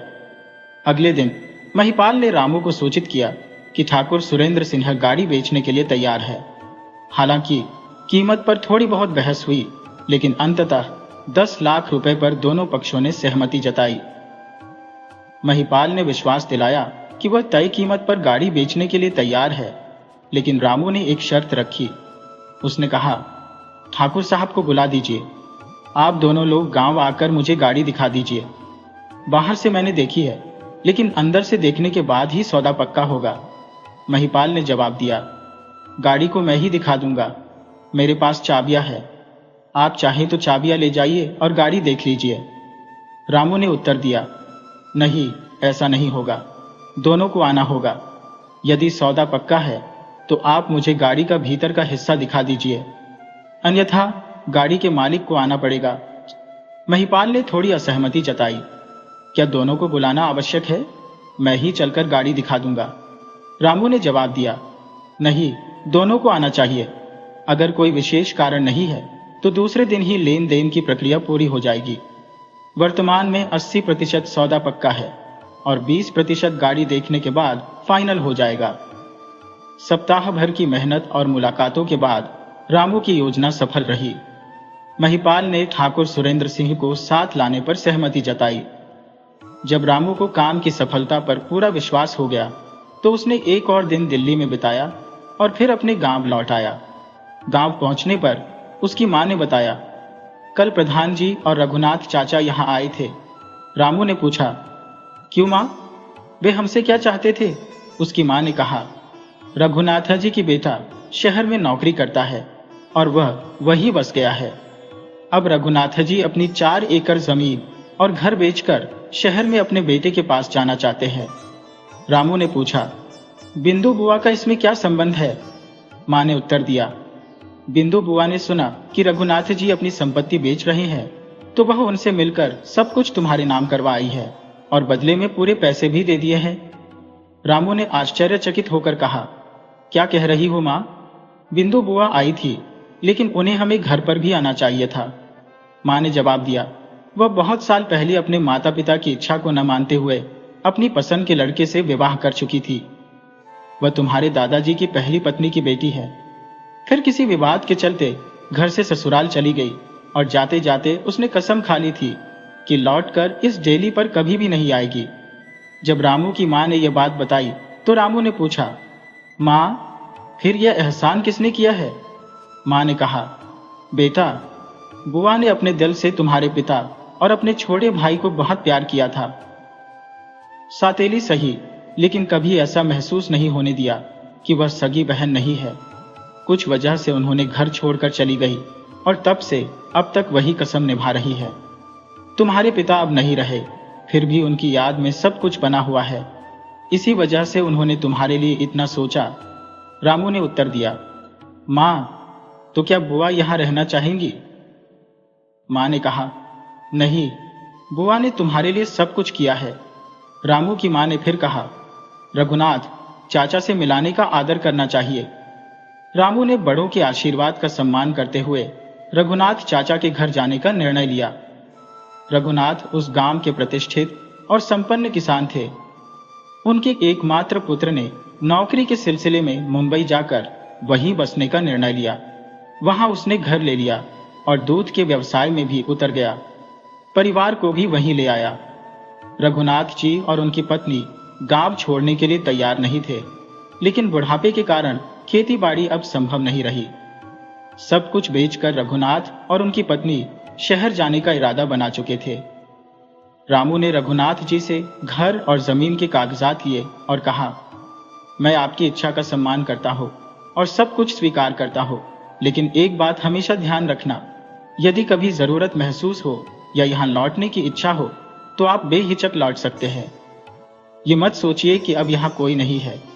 रघुनाथ जी की आंखें भर आई और उन्होंने रामू को गले से लगाकर कहा, तुम्हारे ये शब्द सुनकर मेरा मन प्रसन्न हो गया है। जब मैं शहर जाऊंगा तो अपने बेटे के पास जाऊंगा, लेकिन अगर कभी जरूरत पड़ी तो तुमसे मिलूंगा। रामू ने आश्वासन दिया कि जब तक वे जीवित रहेंगे उसकी सेवा की जाएगी। रघुनाथ जी और चाची को आश्वस्त करके रामू घर लौट आया। उसने ठान लिया कि अमावस्या के कागजी काम निपट जाने के बाद वह बिंदु बुआ को धन्यवाद देने के लिए उनके घर अवश्य जाएगा और प्रयास करेगा कि टूटते रिश्ते की डोर फिर से मजबूती से जुड़ जाए। कुछ दिनों बाद सुरेंद्र ठाकुर सिंह और महिपाल के आगमन की सूचना मिली। सूचना देने वाले ने कहा कि वे परसों शाम की ट्रेन से आ रही है। रामू ने अगले दिन ही स्टेशन की ओर रवाना हो गया। अमावस्या पर सूचना देने के बावजूद वह पहले की तरह बिंदु बुआ को नहीं मिला। 1 घंटे के इंतजार के बाद जब वह लौटने लगा तो अचानक एक अज्ञात भावना के वशीभूत होकर उसने गाड़ी की ओर मुंह करके चिल्ला दिया, मेरे शब्द सुन रहे हो? कहां हो तुम? सुनो, मैंने काम कर दिया है। कल आ रही है दोनों, सुन रहे हो? तब तेज हवाएं चलने लगी, पेड़ों की पत्तियां सरसराने लगी और शाखाएं झूमने लगी, जैसे उन्होंने उसकी बातों पर सहमति प्रकट की हो। कुछ क्षण बाद सब कुछ फिर से शांत हो गया। उसने थोड़ी और प्रतीक्षा की और फिर निराश होकर घर लौट आया। अगले दिन रामू समय पर मुख्य द्वार पर पहुंच गया। सूर्य पश्चिम की ओर झुकने लगा था और वह पत्थर पर बैठकर सुरेंद्र सिंह और महिपाल की प्रतीक्षा कर रहा था। दूर से काले रंग की कार नजर आई। जैसे ही कार उसके पास आकर रुकी, महिपाल और एक अन्य व्यक्ति कार से नीचे उतरे, जिनमें से एक शायद सुरेंद्र ठाकुर सिंह थे। सुरेंद्र ठाकुर सिंह ने रामू को ऊपर से नीचे तक देखा, जैसे उसकी क्षमताओं का मूल्यांकन कर रहे हो। तब उन्होंने कहा, आप ही गाड़ी लेना चाहते हैं? रामू ने जवाब दिया, जी हां, मैं ही गाड़ी लेना चाहता हूं। रामू ने हाथ जोड़कर नमस्ते की और महिपाल ने परिचय देते हुए कहा, ये गाड़ी के मालिक ठाकुर सुरेंद्र सिंह जी है। महिपाल ने रामू का परिचय कराते हुए दोनों के बीच नमस्ते करवाई। महिपाल ने अपनी जेब से एक भारी चाबियों का गुच्छा निकालकर एक चाबी छांटी और मुख्य द्वार का ताला खोला। ताले की चरमराहट के साथ दरवाजा खुला, जो लंबे समय से बंद था और इसलिए इतनी आवाज कर रहा था। महिपाल ने कहा, आप इसे देख लें, कल मैं 800 लोग लगवाकर गाड़ी की सफाई करवा दूंगा। महिपाल ने हल्की मुस्कान के साथ कहा और फिर आगे बढ़ते हुए कहा, आइए।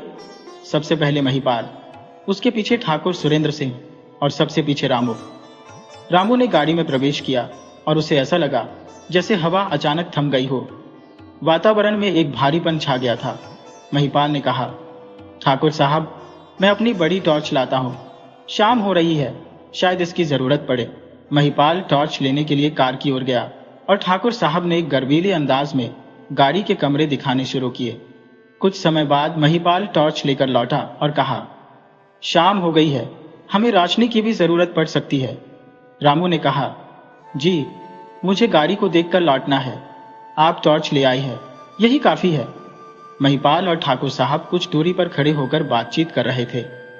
रामू ने एक एक कमरा देखा और लगभग 1 घंटे में पूरी गाड़ी की जांच कर ली। वह पिछली ओर बने कोठरियों के पास पहुंचा और पूछा, क्या ये छोटे छोटे कमरे गाड़ी से अलग है? महिपाल ने कहा, हाँ, लेकिन ये गाड़ी का हिस्सा है, ये कमरे नौकरों के रहने के लिए बने हैं। रामू ने उन कोठरियों को भी देखा। जब उसने अमावस्या की कोठरी खोली तो जैसे किसी ने उसके कान में फुसफुसाया, तहखाना देखो, ये खाना देखो।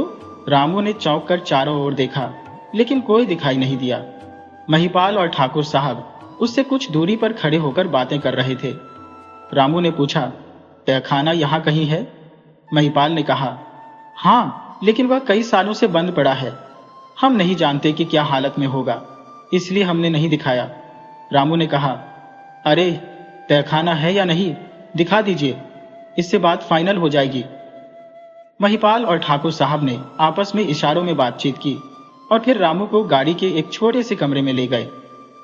वह कमरा, जो घर की अनुपयोगी वस्तुओं से भरा हुआ था, तहखाना था। रामू ने देखा कि कमरा अव्यवस्थित और बेकार वस्तुओं से भरा हुआ था। मयप्पन ने जमीन पर चादर बिछा दी और उसे एक किनारे पर संजो कर रख दिया। फर्श के बीच में स्थित गुप्त द्वार साफ तौर पर दिखाई देने लगा। महिपाल ने गुच्छे में से एक चाबी निकालकर द्वार के ताले में डालकर घुमाया, जिससे वह खुल गया। जैसे ही द्वार खुला, एक अजीब सी गंध का भभक्का फैल गया। लंबे समय से बंद रहने के कारण वहां एक गंदगी का वातावरण था। ठाकुर साहब सफाई की ओर इशारा करते हुए बोले, कोई बात नहीं, थोड़ी देर खुला रहने दीजिए, तब अंदर जाएंगे। बस एक नजर देखनी है कि बेसमेंट कितना बड़ा है। रामू ने पूछा, अच्छा, बेसमेंट काफी बड़ा है क्या? ठाकुर साहब ने कहा, आप खुद देख सकते हैं, आइए। महिपाल तहखाने की सीढ़ियां उतर रहा है। महिपाल ने सीढ़ियों पर उतरना शुरू किया और ठाकुर साहब और रामू उसके पीछे पीछे चलने लगे। जब रामू ने दूसरी सीढ़ी पर पैर रखा तो जैसे किसी स्त्री की आवाज उसके कानों में गूंज उठी, वापस जाओ, भाग जाओ। रामू ने कानों को छुआ और अगले कदम की ओर बढ़ने लगा, लेकिन आवाज फिर से आई। मैंने कहा, न वापस जाओ। इस बार आवाज अधिक तीव्र थी। जैसे ही रामू ने एक कदम और बढ़ाया, अचानक ऐसा लगा जैसे किसी ने उसे तहखाने के बाहर फेंक दिया। तहखाने का दरवाजा तेज आवाज के साथ बंद हो गया। इस अप्रत्याशित घटना से रामू जमीन पर गिर गया और अचेत हो गया। जब उसने होश पाया तो पाया कि वह उसी पत्थर पर पड़ा था। अवाक होकर चारों ओर देखने के बाद उसने देखा कि अमावस्या पेड़ के पीछे से आ रही है। उसके हाथ में मिट्टी का बर्तन था। अमावस्या ने कहा, आ गए तो मैं डर गई थी। तुम्हारा दिल बहुत मासूम है बाबूजी, बहुत कमजोर हो, थोड़ा पानी पी लो, अच्छा महसूस करोगे। रामू ने अमावस्या से जल का पात्र लिया और अपने होठों से लगाया। जल इतना मीठा था जैसे उसमें हल्की सी शक्कर घुली हो। कुछ ही देर में जल पीकर रामू ने अपने शरीर में एक ताजगी और शक्ति का अनुभव किया। अमावस्या ने पूछा, अब ठीक हो गए ना? रामू ने उत्तर दिया, हाँ, मैंने अपना वादा पूरा कर दिया है, पर उन दोनों को मैं लाया हूं।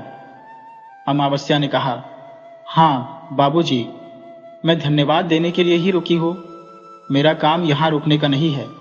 रामू ने उलझन भरे स्वर में पूछा, तुमने तो कहा था सब साफ हो जाएगा। अब मुझे समझ नहीं आ रहा कि महिपाल और ठाकुर साहब को यहां बुलाने की जिद क्यों है। अमावस्या ने उत्तर दिया, बाबूजी, वही सब बताने आई हो, धैर्य से सुनिए। उस दिन जब मैं तुमसे मिली थी, मैं इस घड़ी में काम करने आ रही थी, मेरे गांव रानकपुर में, जो तुम्हारी बिंदो बुआ की ससुराल है। रामू ने पूछा, हाँ, माँ ने इस बारे में एक दिन बताया था। अमावस्या ने कहा, बाबूजी, मेरे पिता, माँ और छोटी बहन एकादशी बड़े प्रेम से रहते थे। पिता और माँ खेतों में मजदूरी करते थे। घर में अभाव था, लेकिन इतना नहीं कि हमारे प्रेम में कमी आ जाए। फिर एक दिन पिता खेत से आकर चारपाई पर गिरे और न उठ सके। माँ अकेली काम करने लगी और मैं भी माँ के साथ जाने लगी। एकादशी घर में अकेली रह जाती। तुमने कहा था कि मैं बहुत सुंदर हूँ, लेकिन मेरी सुंदरता लोगों की आंखों में खटकने लगी। एकादशी ने भी माँ से विरासत में सुंदरता पाई थी। मेरी माँ भी अत्यंत आकर्षक और सुंदर थी।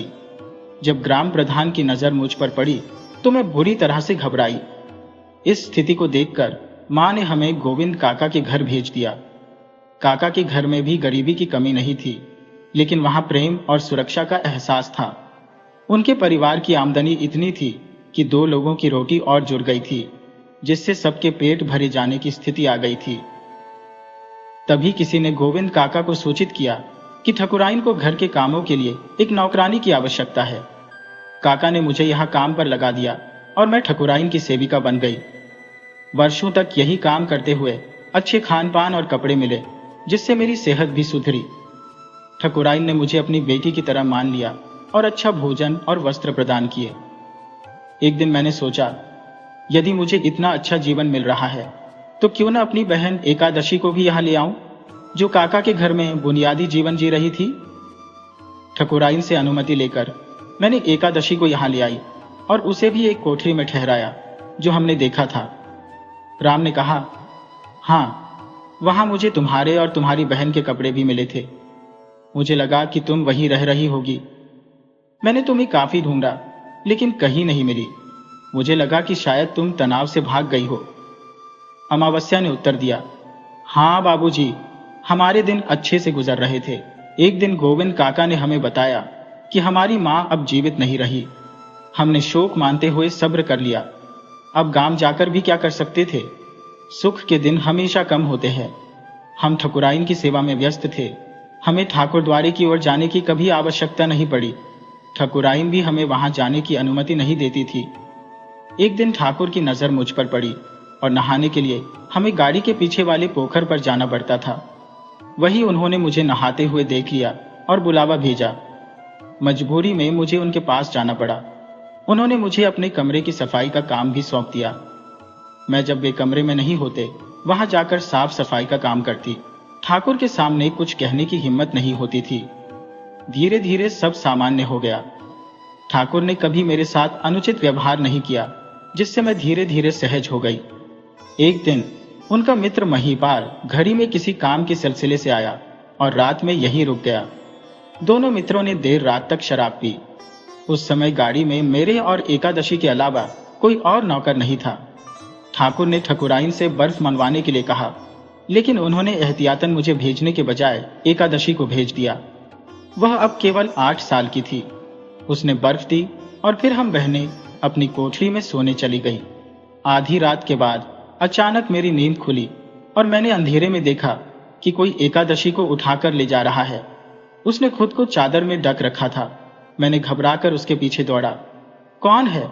मेरी बहन को छोड़ दो। लेकिन तभी किसी ने मेरा मुंह बंद कर दिया, जिससे मैं बेहोश हो गई। जब होश आया तो पाया कि मैं उसी तहखाने में पड़ी थी जिसके बारे में किसी को जानकारी नहीं थी। वहां मैंने ठाकुर और महिपाल को एकादशी के साथ अमानवीयता करते हुए देखा। वे उसे जानवरों की तरह नोच रहे थे। एकादशी तो शायद पहले ही मर चुकी थी और ये दोनों नशे में धुत पिशाच उसकी बेइज्जती कर रहे थे। मैं एकादशी का नाम लेकर चीख पड़ी।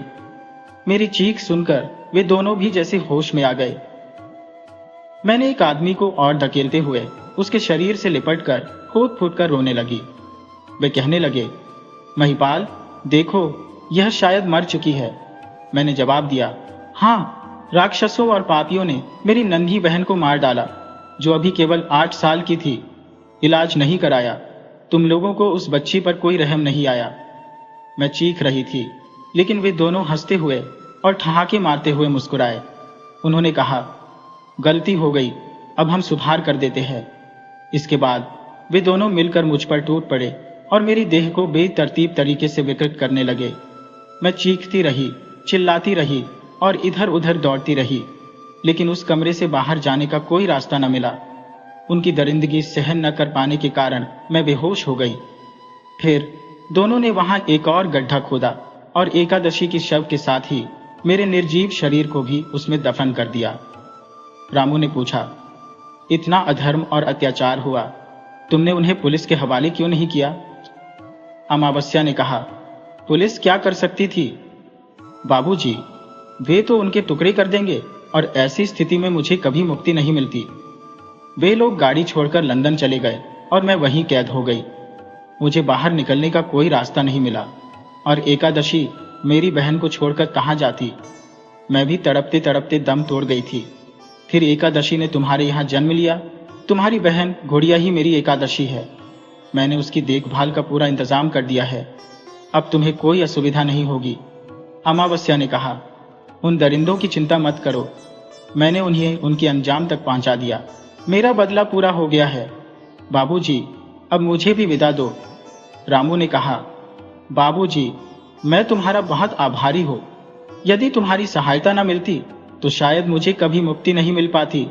मेरा समय पूरा हो गया है, अब मुझे जाना होगा। और अचानक वह धुंध में बदलकर अनंत में समा गई। रामू चौंकते हुए सोचने लगा, क्या यह अमावस्या की आत्मा थी? एक नेक आत्मा जो इतने दिनों तक उसके संपर्क में रहकर भी दिखाई नहीं दी।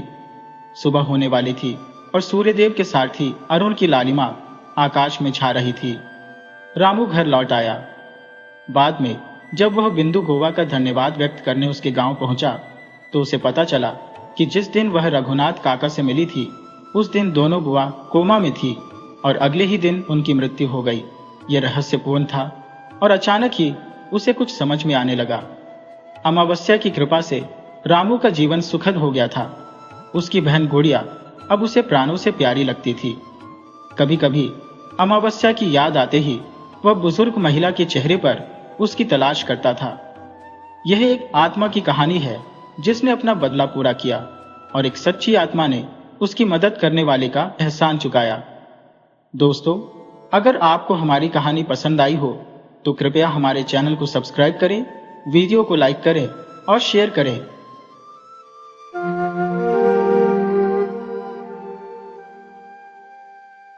वीडियो अच्छी लगी हो तो इसे लाइक करें और ऐसी ही मज़ेदार कहानियों के लिए चैनल को सब्सक्राइब करें और बेल आइकन दबाएं। ज़्यादा से ज़्यादा अपने दोस्तों को शेयर करें। धन्यवाद।